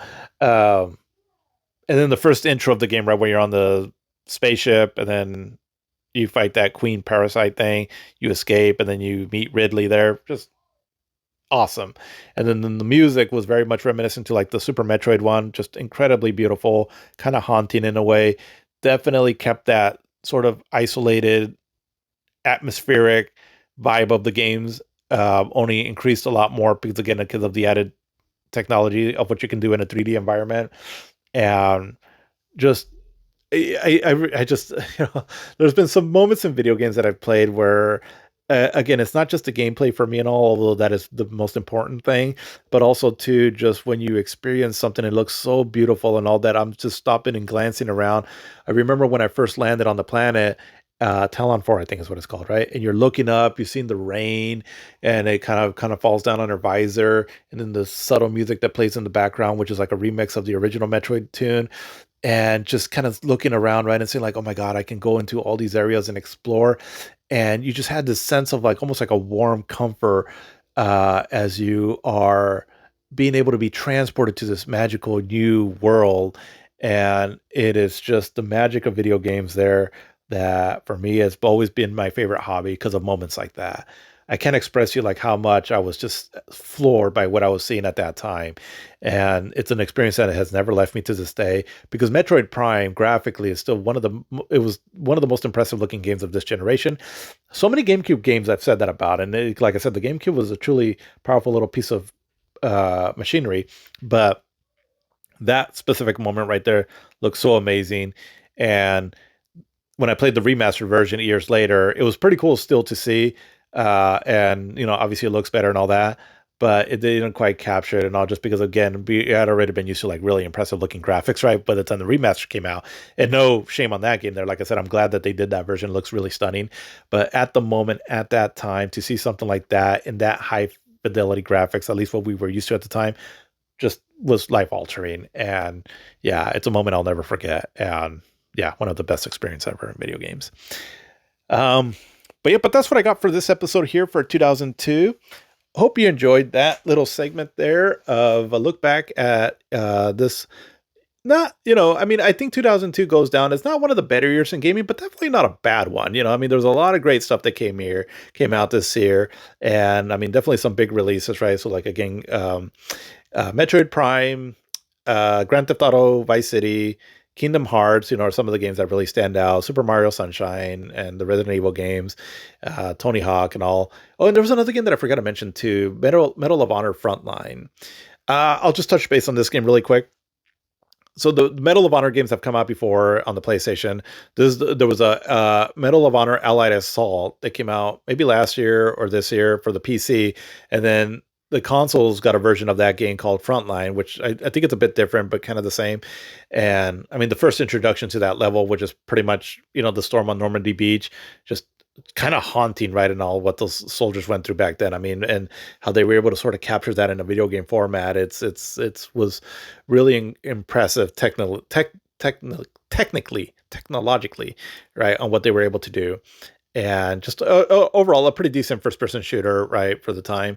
But yeah, that was just, I remember seeing that there and all, and how it kind of in a way imitated what we saw in the Saving Private Ryan movie, right? And was a really cool scene also to play like on your, if you had a decent enough sound system. But anyway, that was another cool game also that was released on all platforms. But yeah, overall a cool game, or I mean a cool year for gaming, and definitely continued on just the overall quality that we would see in this generation, right? I mean, the next year is going to be good, and the year after that is going to be amazing too as well. So yeah, there was definitely a lot of good stuff that came out during this generation, and so we're not done yet, right? We still got a few more years in this sixth generation, and this is just another great year in this amazing generation with the PlayStation 2, GameCube, and Xbox just outputting some amazing stuff. But that's what I got here. Definitely let me know if there's any games that I might have missed that you really got into that came out in 2002. I know, like I said before, I missed out on some handheld stuff in PC, so I'd be interested to see or hearing anything that people might have been playing during this year, or share any thoughts that you might have on some of the games that I've discussed. But I will see you in the next one, where we talk about 2003, where we go into a certain sailor in a green outfit, and also, did Final Fantasy get a sequel of some sorts? Like a direct sequel? We will see. But yeah, I will hopefully have that episode up by next Sunday. Usually I try to get these out on a Sunday. And we will see you in the next one. Have a good one.